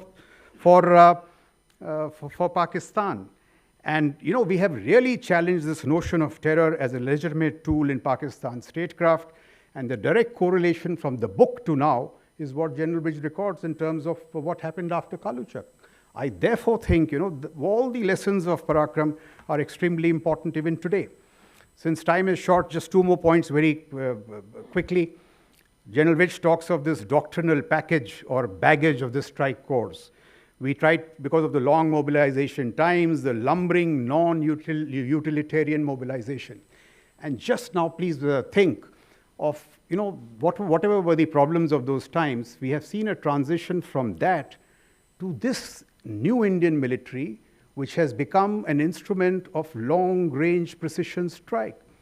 the army firing the loiterers and all that stuff of the Air Force. And because of this transition, this very, I think, meaningful transition to non-contact kinetics, we have adapted to the changing character of war, and therefore we have delivered greatly. So the lesson is that we have to constantly evolve. If I may make just one more point, I have been making it for a while, it's a consideration for all of us, that in a terror situation, the Army's predication on this mechanized, armored-based response as a first choice may no longer be the wisest option. We have to make that change, because if we do not make that change, we may be found wanting in the future. So, from Parakram to now, the Indian military's transition is noteworthy in terms of non-contact kinetics, precision-driven, ISR space-enabled operations, and of course, I've already pointed out to the remarkable work done by air power. It is not escalatory, it is battle-winning. And what surprised me the greatest was the strength of our AD wall. I mean, the S-400s, the Akash seeds, they all came together brilliantly. But may I say this, so all this undergirded the success of Sindoor. In terms of future pathways, may I just say this, and this is my view, I'll just take 30 seconds more, that while we have done extremely well against Pakistan, I am very sure Pakistan will regroup and get back to us in another 8 to 9 months. And see, small things can make a transition. If the Chinese give them the J-20s, which it is very likely, the same Pakistani Air Force which floundered so badly might become a success.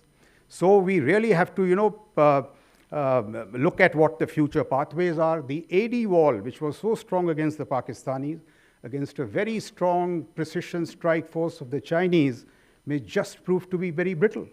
So we have to continuously address these issues. And so the points that have been raised in General Vij's book are extremely relevant. And I've tried to make a direct comparison as to how they continue to hold good today. So, and the last point I would say, this is just 30 seconds more, that this, I'm very surprised that the people who are now asking for enhanced defense expenditure is not the military, but civilian voices. Samir Saran from the ORF is now talking of 4 to 5% of GDP. So the challenges that we have to face in the future, I think, are extremely relevant. And some of these points that were raised in General Vij's book and have been carried forward to the present, but in the future we'll have to do much more. Thank you.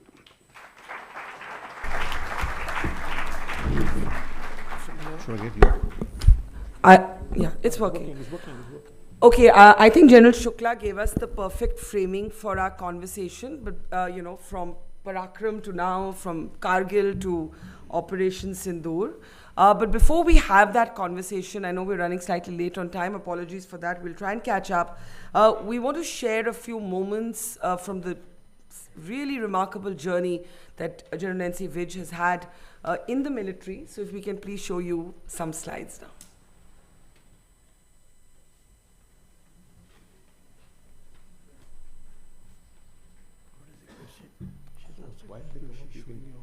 Yeah, if it's going to take a bit of time, I think we can get the conversation going maybe in the meantime.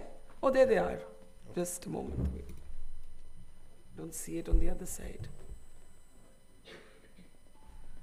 Oh, I thought they were.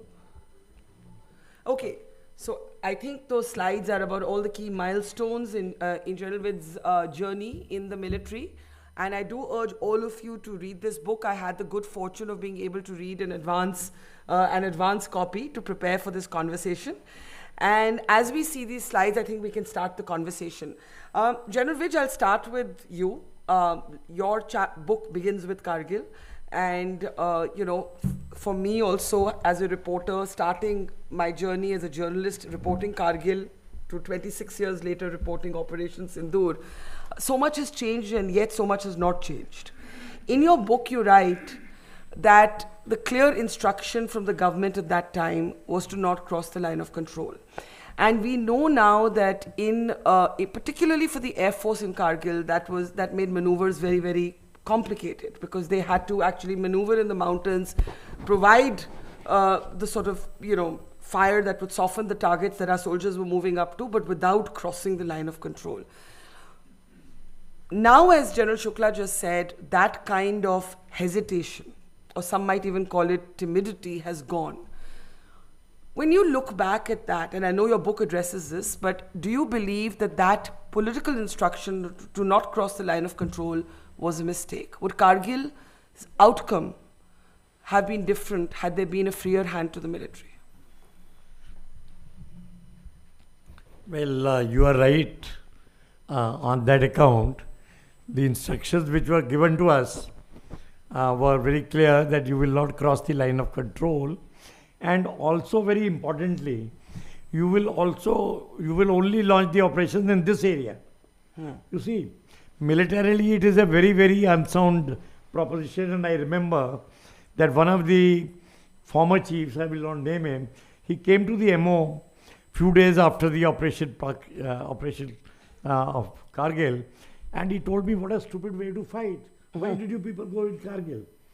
Because rightly, why are you attacking uphill in an area which you have just lost? There were many other areas where we could have gone, and we should have gone, and we would have done that, and we had planned. But the government had its own restraint. Now, in a democracy, I have said in my opening remarks also, that it is our job to tell the government what is right or what is wrong, in our view. But the government has their own way of thinking. And that time, because of the nuclear thing which had been done by us, they didn't want to take any chances. They were worried about Pakistan's nuclear bluff, which now the Prime Minister has called, very rightly, that no nuclear bluff will be accepted. And we were also in a situation where even your anti-insurgency operation, anti-militancy operation were curtailed because of the worry about the nuclear. Correct. So that is the government's worries and government's problems. I'll briefly ask you an unrelated question because it ties into whether the military knows best or the government knows best, and how do you find that synergy.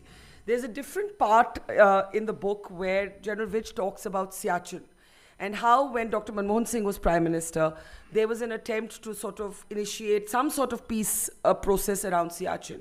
You stood up to that very firmly, and Dr. Manmohan Singh called you a hawk. I'm going to give away little teasers from the book because I've had the advantage of reading it. Could you share that story? Hawk is the good thing to hear, but coming it from Dr. Manmohan Singh was very surprising. Yes. And General Vikram and JJ will remember, when we briefed him, and he came with this proposal immediately after their government had taken over. And they wanted to pull out of Siachen, go back by a certain distance themselves, and us and also the Pakistanis. We told him it's not possible for two reasons. That we cannot trust the Pakistanis. If you say go back 5 kilometers, 7 kilometers, whatever it was, we will take much more time than the Pakistanis would do. And they'll come and occupy Siachen, and we'll never be able to reoccupy it. We'll never be able to retake it. And that we must tell you very clearly and professionally. And if we have to do it at all, which we don't advise and suggest, then it should be done in terms of our capability to reach the objective before them. He was very unhappy on that, but he was a very polite gentleman, and he said that, what do we do? I said, sir, it's simple. The infiltration is taking place every day. It cannot be done without the Pakistani support. Yeah. But it is happening, and yet we don't want to put the finger on them. Number two, also what is important is, while our own Prime Minister is visiting Lahore on a bus peace yatra, which was much touted, the Pakistanis are including into Kargil, and yet we want to believe it. Not possible. We don't recommend. The rest, you are the government. You can give the instructions, whatever you want. Yeah. Then he said, okay, where can we discuss it? And I said, okay, my old office, I remember that, DGMO's office. I took him there, and his entire CCS went with him. And they came out after half an hour, of course. They served coffee, because coffee in that office was a very normal thing. It came every 5 minutes. And then they came out and they talked to us and said, okay, I think we've given it a rethink, and we will go along with your recommendations. Yeah. Can I say a word? Yes, please, sir. You know, Jaswant Singh was the foreign minister and defense minister at that time. he gave a talk in the USA. All of us were present. And I got up and questioned him as to why we should not cross the line of control or the ceasefire line. He said, well, this is a diplomatic decision. We want to prove to the world that we are a very restrained, very advanced nation which respects borders. So I said, once the Pakistanis have crossed into 8 kilometers across our border, there is no line. That's right. Therefore, what do you mean by respecting a line when it doesn't exist? So he said, well, you know, General, you're retired, you're all getting senile, we have many diplomatic... He said that? Yeah. Anyway... Didn't you throw something at him? I asked Ved Malik, who was the chief, I said, is something wrong with your head? What's the matter with you to accept this? He said, these are government orders. Yeah. I said, you don't have to. Once there's war, you don't have to obey any orders. Yeah. Anyway, the result of this, which I told Jaswant, because Jaswant is an ex-CIH officer, he was a captain when he left the army, or a major maybe. I said, you lost your thinking capability because many 550 or 600 of our young lives of soldiers, the cream of the Indian Army, was killed. Yeah. We cannot forgive them for this mistake. Because once the enemy crosses the border or crosses the line of control, there is no border and there is no line of control. Afterwards, it's the whole lot. But I think the Manmohan Singh government and Vajpayee also were trying to make peace all the time. The National Security Advisor was a chap called Brajesh Misra. Yes. He was a friend of ours because before he became National Security Advisor, we had a think tank of which he was a member. We used to keep discussing various things that's going on after my retirement. We met Brajesh at the Air Chiefs party. There was a party there and he had a long face. I said, what's the matter with you with a long face? He said, you know, by not crossing the line, we thought we'd impress President Clinton and others to twist the tail of Pakistan, instead of which he took him to America and made much of it. Yeah. See? So I said, why are you playing the game with Clinton and others? Unless you have victory on the ground, you cannot have diplomatic advantage. So you believe it was a mistake, sir? You believe that the position taken in Kargil was a strategic mistake? Of course. Okay. Thank you for your bluntness and plain speak. I want to come to Parakram. By the way, the Air Marshal is here. You remember you crossed when you were landing at Kargil. Could you tell us what happened there? I think you crossed by maybe a few yards or something and a missile came at you. Sir, orders are orders. What do you do when you don't agree with the order? You grit your teeth and soldier on. I don't know. I am a very disciplined person and I don't expect anyone to disobey orders of any sort. No. But the fact of this is when the chips are down and you're in the field, you are the boss. Yes. You have to carry out your task. So I have a reverse question. In Kargil, there was an order to not cross the line of control. In Operation Parakram, which is a very, very important chapter in this book, and really everybody should pay attention to the details, we lost more of our men in Parakram than we did in Kargil. And we lost them as they were moving back because of obsolete mines and general... Yes, demining. In the demining, and I think General Vij talks about the obsolete nature of the mines and so on. In Parakram, there wasn't a decision. And what General Vij writes in his book is that the army at that time wanted, quote unquote, an all-out war and was ready to take parts of POK. That was the wargaming, and the orders never came. So we've moved from Kargil, where there's an order that ties your hands, to a mobilization where the orders never come, and you lose more lives than you do in an actual war, when you're actually wargaming for a full war. So I just want quick comments from General Hassain and General Shukla on Parakram. General Shukla, since you took that, why don't you start? So see, my comments are like this. This civil-military relationship is a very elevated concept. Yeah. In fact, it goes on to say that the civilian is right even when he is wrong. The political principle. The civilian has a right to be wrong. 1. 2, when the military agrees to the political direction, then it is a politico-military decision. For example, if I differ with the political class, but I persuade him, but if I agree, then it's a joint decision. Now we can't say that the politician is to blame. Correct. That's the second. So it's an elevated concept. But and if you read General Vijay's book, these are the trials and tribulations. This is what makes good generals leaders. They have to be faced. And even the political class evolves.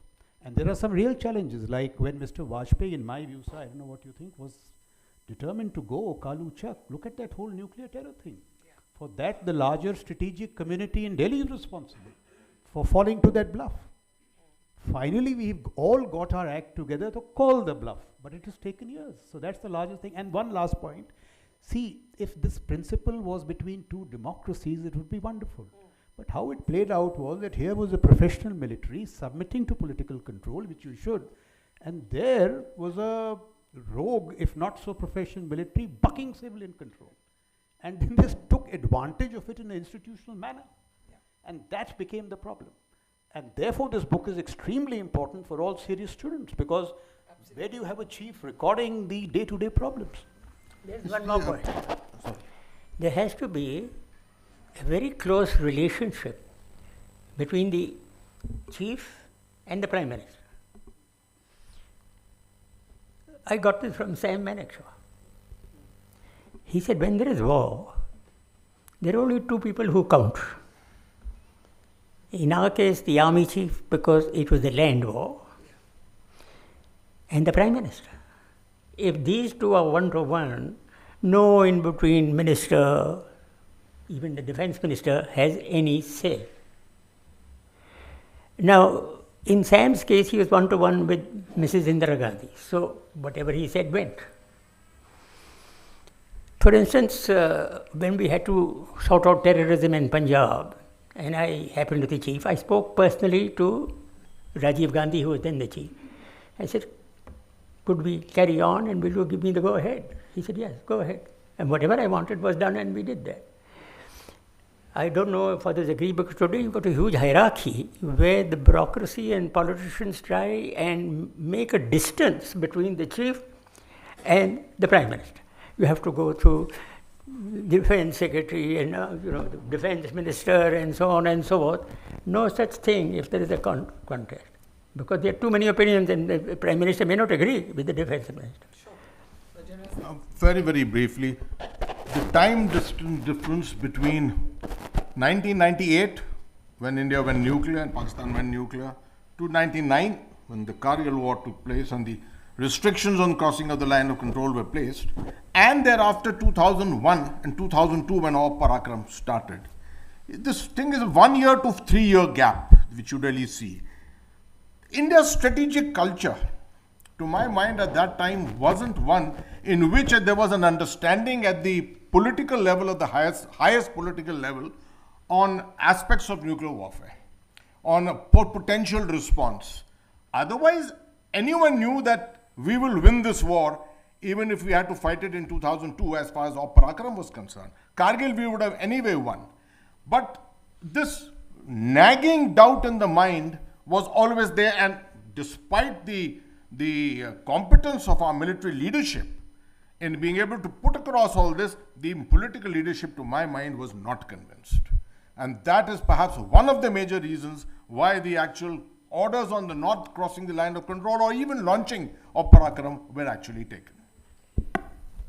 I do have some more questions on the nuclear issue, but before that, and I'll start with you, General Hasnain, and then everybody on the panel. I think the point has been made about not trusting Pakistan, not being able to trust Pakistan. We learned that in Kargil. We've learned that the hard way.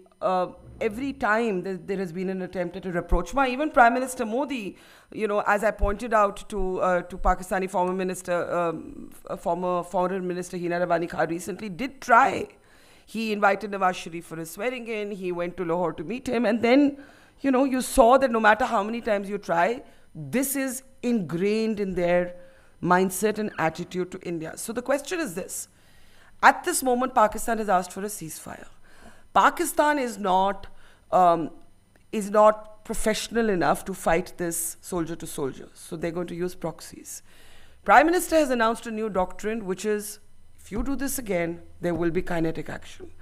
Does it mean the next terror attack equals war, even if the war is 4 days like we saw right now? How do we understand this new doctrine? See, Barkha, there is a completely different evolving situation now. What people are gloating about in terms of victory, all those who are celebratory on television and talking about victory, must remember one thing.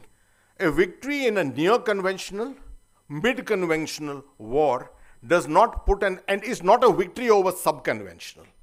Sub-conventional remains. I'll give you the example of Iraq. You see the Gulf War II, you had a resounding victory, shock and awe, everything went in. What happened at the end of it? The sub-conventional didn't end. The sub-conventional kept on going. ISIS came out of that entire, the chaos which happened in Iraq at that time. So at the moment, to imagine that because we have won this conflict, we have actually subverted or put down the complete sub-conventional aspect of Pakistan's capability would be wrong. And therefore I say it will be just a matter of time. So in other words, they will, you think, try another terror attack? It is their ingenuity that they will try and do something to keep it in such a way as to keep it within our so-called limits of tolerance. Now, I don't know, you see, we are still in that emerging situation. We are only 4 or 5 days away from our victory in this 3-day conflict. But as we go along, lots of things will become clearer as to what is our tolerance, what is our limit of tolerance. Does the new normal mean that every time there's an attack in which X number of people have died, we will go in and launch missiles or launch drones or something like that? That is not possible. And he also recognizes it. So this is going to be a new normal, a new way of fighting a sub-conventional. I can't put my finger to what it will be at this time. But in a few days, few weeks' time, it will start emerging. All this business of killing 3 terrorists in Tral today or 3 terrorists in Shupia and talking that, see, we finally got hold of it. No, don't read it in these terms.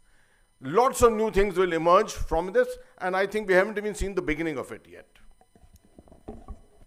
Would any of you like to add to that, what this new doctrine might look like? It's still taking shape, it's still evolving.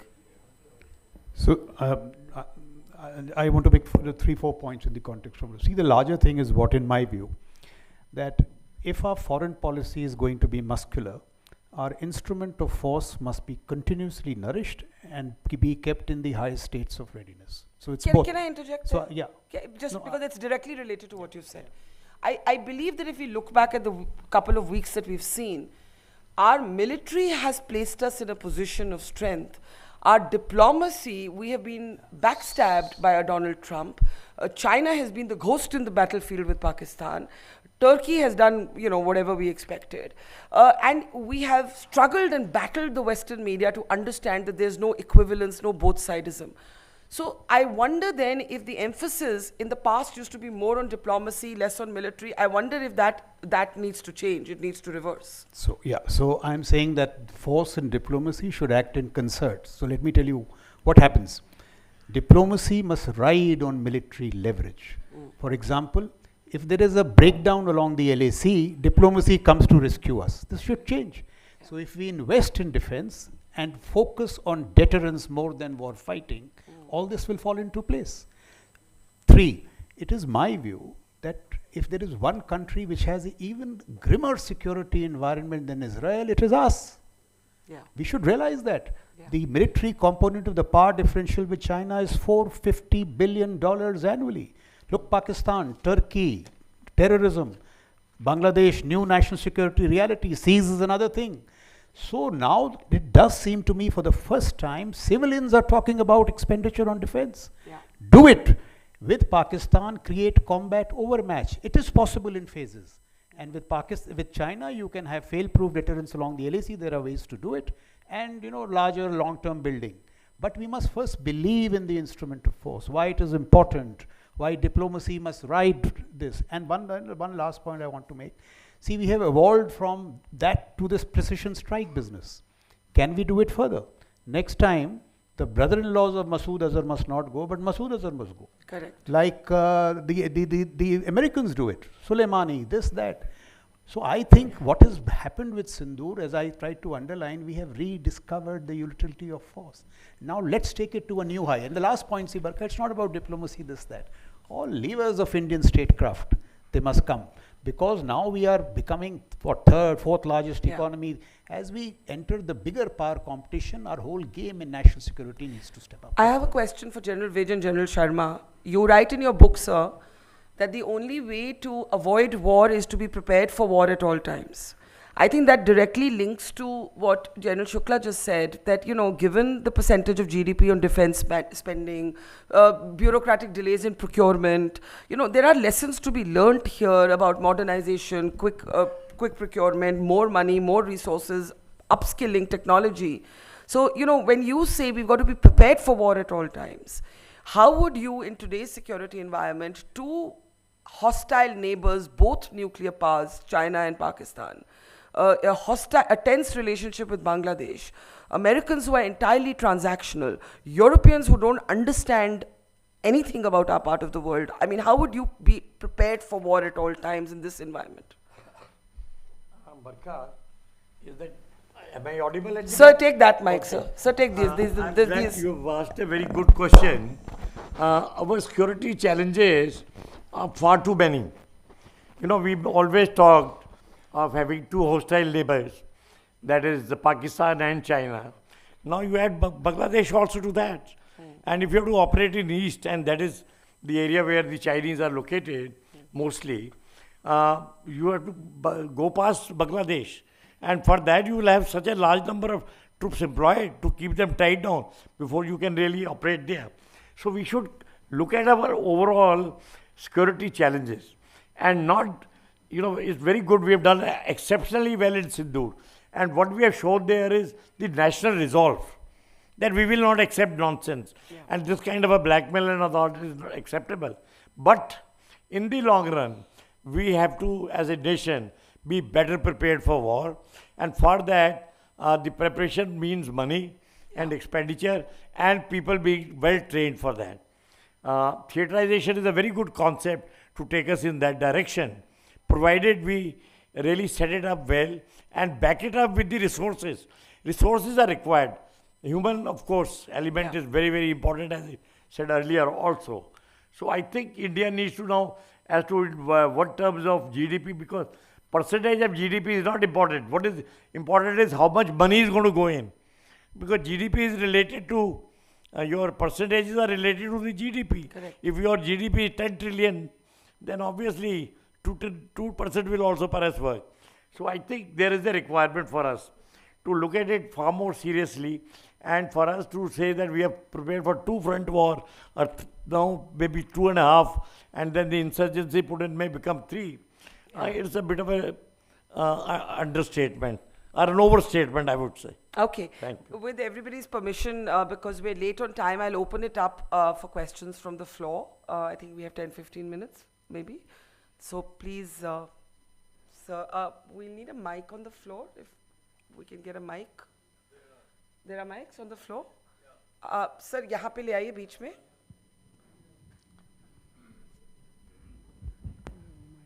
ये बीच में, यहाँ पे. Thank you. First off, thank you for writing the book, and of course it was an erudite conversation across the panel. And first of all, I'll make 2 remarks and then my question.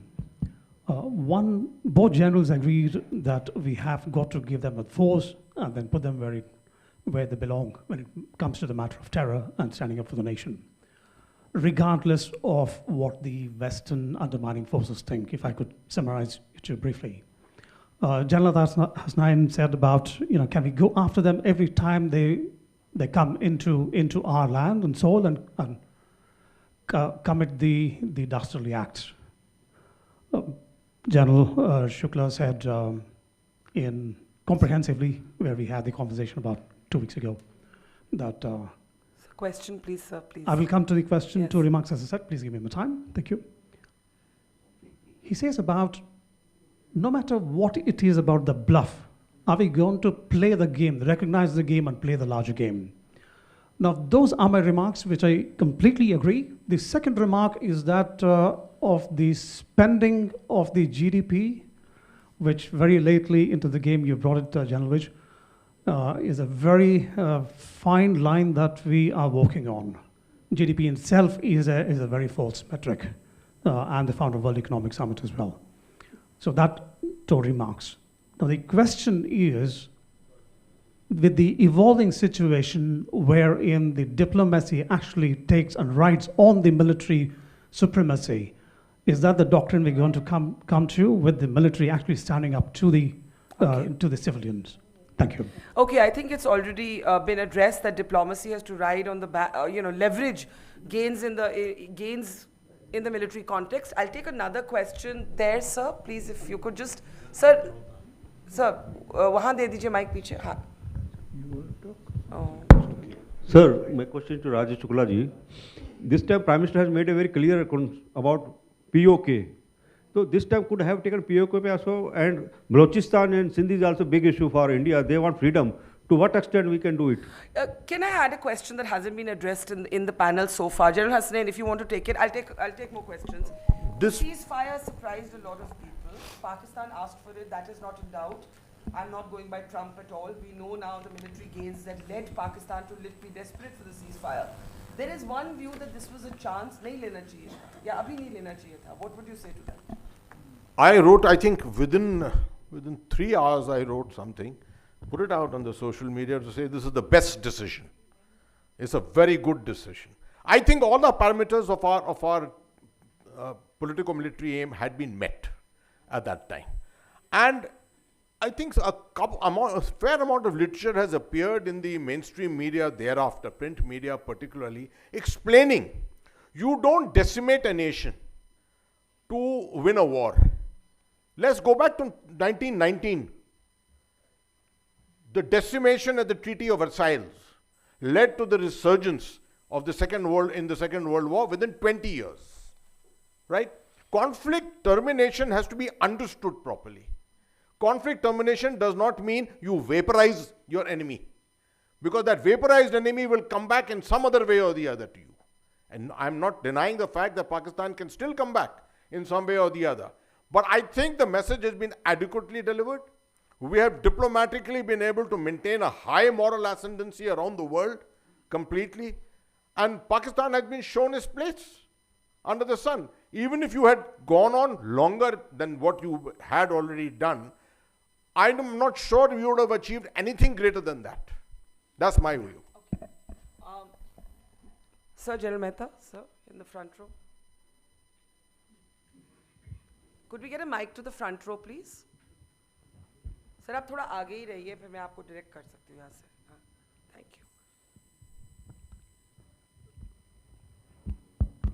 you. Thank you very much. Congratulations to General Vij for being able to get his book out, because it's extremely important that some of the key aspects of decision making come out in the open as they have, and some old issues that are unknown in the present are in the public domain. I'm sitting in amongst all the former chiefs, and one seat further to my right has written a book which, in my view, is even more important, not comparing with yours, but in terms of decision making, simply because the government will not let them out. His book, parts of which have been excerpted, are revealing, and decisions of the government on things like Agniveer, which is a very relevant issue, are out in the open. So I hope that the General's book is out in the ring sooner than later. My question, though, is for General Vij. I think the context of what we are discussing today in relation to Sindoor is being put against Parakram. Now we have to understand, and Atta brought out the difference in time. Parakram, and I'm coming to the question, Parakram was coercive diplomacy. We must understand that. It was a threat to go to war, which was prompted by the two spikes. The first spike being attack on parliament. Barkha, I'll just take another minute or two. The first spike being the attack on parliament, and the second strike, more importantly, was Kaluchak. Public outrage, you know, we all work on public outrage. Pahalgam is the outcome of public outrage. But the times have changed, and in 2001, and like in Kargil, there was no nuclear doctrine written. The nuclear doctrine got written until 2003. Parakram is 20102, Kargil is 99. And the second big difference is technology. I mean, where were we in 1999? And for General Raj Shukla, there are two Armored Corps officers on the dais. Just one thing. Gunner. Raj Shukla? Looks like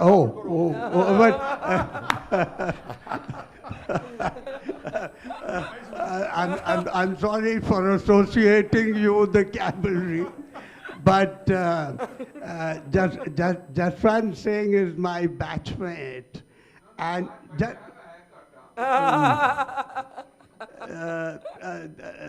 so in Parakram, this Jaswant Singh refers to strategic restraint. In my about to come out book on Parakram,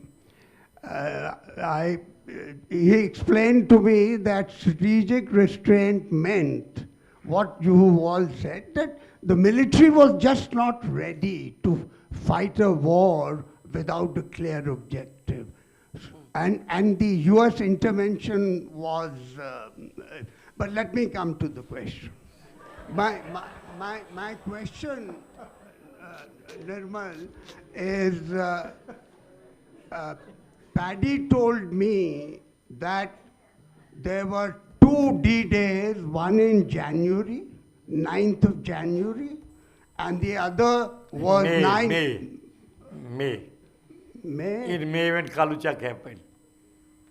Soon afterwards. 14th May. And 9th of June, thereabouts. And they were all ready to go into war. All our three corps were mobilized in the south. So the question really is, from your ringside seat, how close do you think we were to war, or is this war, was this a bluff? So the thing is, as far as the armed forces were concerned, they left no stone unturned to be ready as fast as possible. And this Indian Army deploying, and the Navy, the Air Force of course is always ready. Navy also fully moved, 100%. And the government didn't share their inner mind to us. They were in a hurry. But this much I know, that on 16th of December, Brijesh Mishra spoke to me, and that those days the NSAs used to talk to the DGMOs mostly. And he said, look, Condoleezza Rice says, Condi, he used to call him Condi, and she is Ragab, and she has certain questions. So the point is, the government was being pressurized by the others. And now what they were thinking in their heart about, I don't know. That's why I mentioned the reasons to you. Was coercion a possibility? Coercion means compellence, and compellence only comes about by action. Compellence doesn't come by facing each other up face to face, right? So that we didn't do. The armed forces were itching to go. As a matter of fact, the three chiefs' comments after that war, the air chief said that this kind of a deployment and not acting means that loss of credibility. The exact words were loss of credibility. The naval chief was very outspoken. He, in a meeting, told the Prime Minister, and the Prime Minister repeated to him, you will not cross this, you will not do that. But he said, sir, you don't have a political aim, you are not telling us. Right? So there was a bit of a exchange of thoughts. The army chief also said that we have done nothing.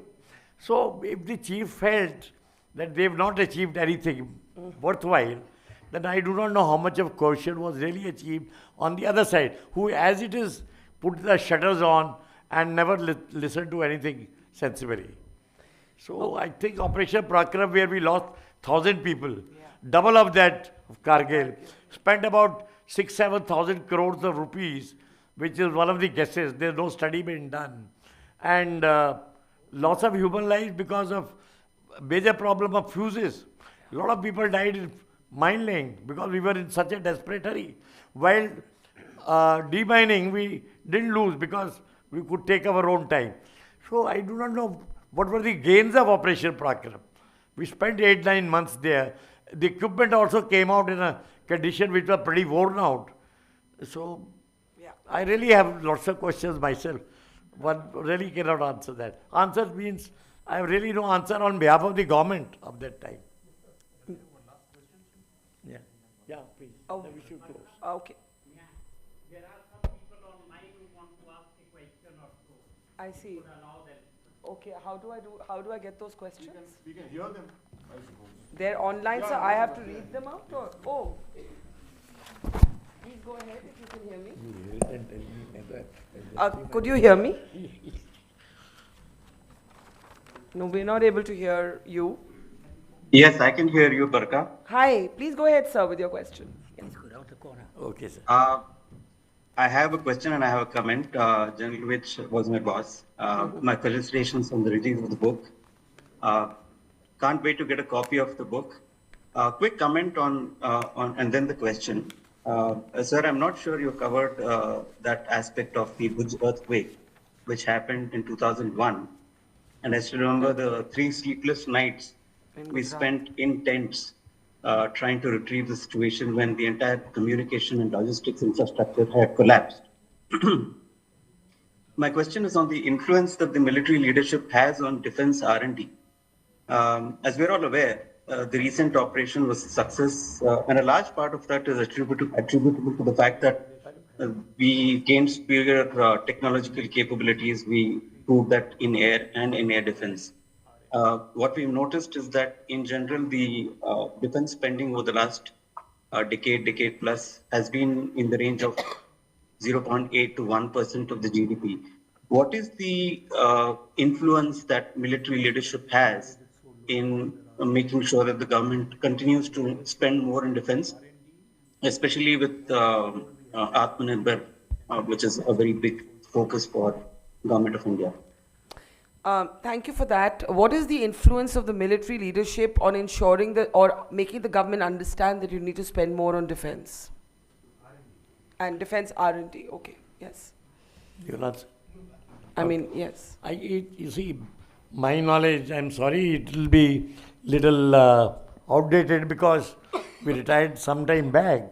But the fact is, what I know of my time, that you do suggest things to the R&D,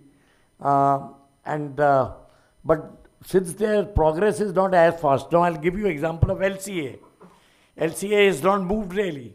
And now we are stuck with looking for the 5th generation fighter and we don't know where to go. And which is a very serious matter.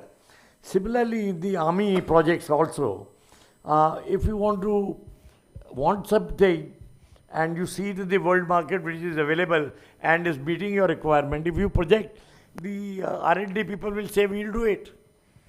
They're wonderful if they can do it, and that's what should be done.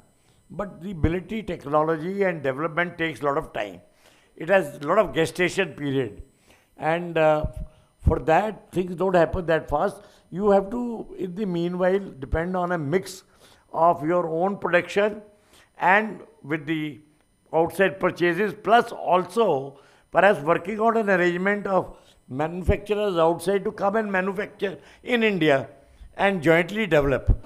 Perhaps that may be a better system, but I don't think there is much of influence as such. I have heard lots of things being talked about HAL. I hope my knowledge is not very good on that, but some Air Force officer may be able to answer it as to how much has the HAL achieved and as per the requirements. And I may be wrong in that. I may be. So just 2-3 quick points on R&D.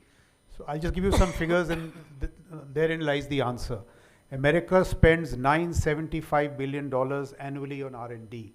$700 billion comes from the private sector. Where is our private sector? The government is fine. Private sector has to step up on R&D. China is $575 billion. We are less than $40 billion. So the question is absolutely right. We have to step up on R&D. The second point I wish to make is, I mean, General Manoj Pandey is here, even General Naravne, a lot of good stuff happened on technological innovation. The future is with startups. That's the lesson of Ukraine. So we have to move away not only from PSUs, but even less of private sector and more of startups. Because the guys delivering in Ukraine are Elon Musk, Alex Karp, Luca Palmi, not PSUs. So I think that's the way forward. Okay, I'm really sorry, but I'm being told that we have to stop here because we could spend the next many hours here talking about all of these issues. I would request General Vij now to deliver the closing comments and the vote of thanks, sir. Sir, yahin se bol lijiye. Okay.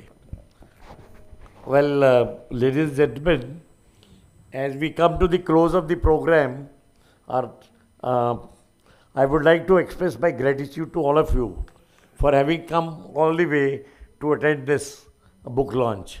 I understand that in Delhi, traveling is a major issue, and delaying any further perhaps would not be desirable. But very kind of you to come all the way. Our chief guest, General Sharma, it was very kind of him to accept my request and come and then very actively share his views and his experiences of his own time, for which we are grateful to him. Unfortunately, he's gone down for 2 minutes and he's not here. And thanks to my brilliant panelists, General Atta Hasnan and Raj Shukla, for their views and also their reflections on what is going on and how they feel about it. And both of them are very active in this particular field, so they're pretty updated on that. Barkha, of course, is an old known hand, and she made her mark in Kargil, I thought, but other day I saw her, we wanted to meet before this program, and she was traveling in a car in somewhere close to Udi, or I don't know, where were you? Jammu, sir, Jammu. I was in Jammu. Yeah, so she had gone back to her reporter's days. So I think the old habits die hard. Absolutely. That's an issue. But a great work by the panelists and by Barkha, our moderator, who's done a wonderful job. And I will also like to thank my friend Colonel Vijay, for my old regimental mate, for having been a great help. But for him, all this arrangement which you see here, my contribution is zero. Frankly, he is the one who's worked on it. I will also like to thank Messrs. Bloomsbury, who were born with me because this book got delayed. They had to do some work on it again, and but they were very cooperative, and I'm very grateful to them. Nitin Balecha is here, so is Kunal, who's publicity, who's handles publicity in a big way, and also our editor Jayashri, who's not here. They've been very kind and to help me get this book out. Now, writing a book is often a solitary journey, no doubt about it. While you're writing, nobody is interested in what you're writing and what you've done. But the feeling is, and I'll quote here, Samuel Johnson, a known writer, who has said that a writer only begins a book. A writer only begins a book, a reader really finishes it. And that is the reality of life. Because how the book is received, how people enjoy it, it lies with them. And I think, Barkha, before we finish, we may like to request the publisher to say a I'm word so of sorry. thanks. And also I would like to add that General Vij will be here outside to sign copies of his book. Do pick up a copy if you haven't already. And if the publisher would now like to step up and maybe say something before we close. Yes.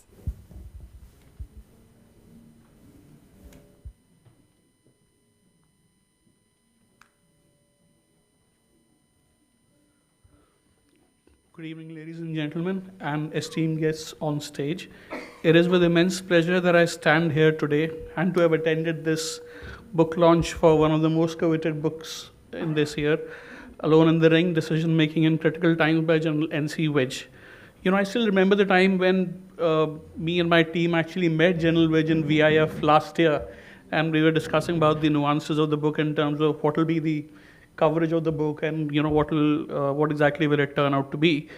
But I can tell you, today as a publisher, I'm really glad that we have included all the relevant topics like the Kargil War, various operations like Operation Parakram, Operation Kukri, the LOC fencing, which is one of the most important aspects, as you mentioned, the Cold Start doctrine, that is very important. But my personal favorite still happens to be Operation Sarp Vinash, because I think General Atta Hasnain mentioned 64 terrorists being flushed out completely. They were neutralized. You know, as a civilian, I have many questions. We used to have a lot of questions in terms of what is the nature of the operations and what happened exactly. He didn't go into many details because he's not supposed to, but he was very, very kind enough to answer all these questions. It's also very interesting to know that little of the book, the title of the book is actually inspired from Muhammad Ali's Rumble in the Jungle, as you mentioned initially. There was a bout against George Foreman. Ali was given a lot of advice in terms of how to handle Foreman, but he shut his mind from all the voices near him and decided to go by the instincts since he was alone in the ring and only he could have influenced the final outcome. Of all the things in the book, there is one thing that has come out very clearly, and that is decision making in critical times, which happens to be the subtitle also. So whether in the army, internally or externally with the government, or in every chapter it is related to a particular decision that's been made by him, or at least he's influenced that. So that is exactly the reason why this book actually runs thematically and not chronologically. Anyway, I won't take a lot of time now, a lot of time has already passed. So I'd like to congratulate General Wedge once again for this book, and I'm sure it'll become a bestseller in the market and will do great numbers, especially considering today's times where we are seeing a lot of action. Thank you, sir. Thank you. I just want us all to give a big round of applause for General Wedge, for all the armed forces, for everybody here. Jai Hind.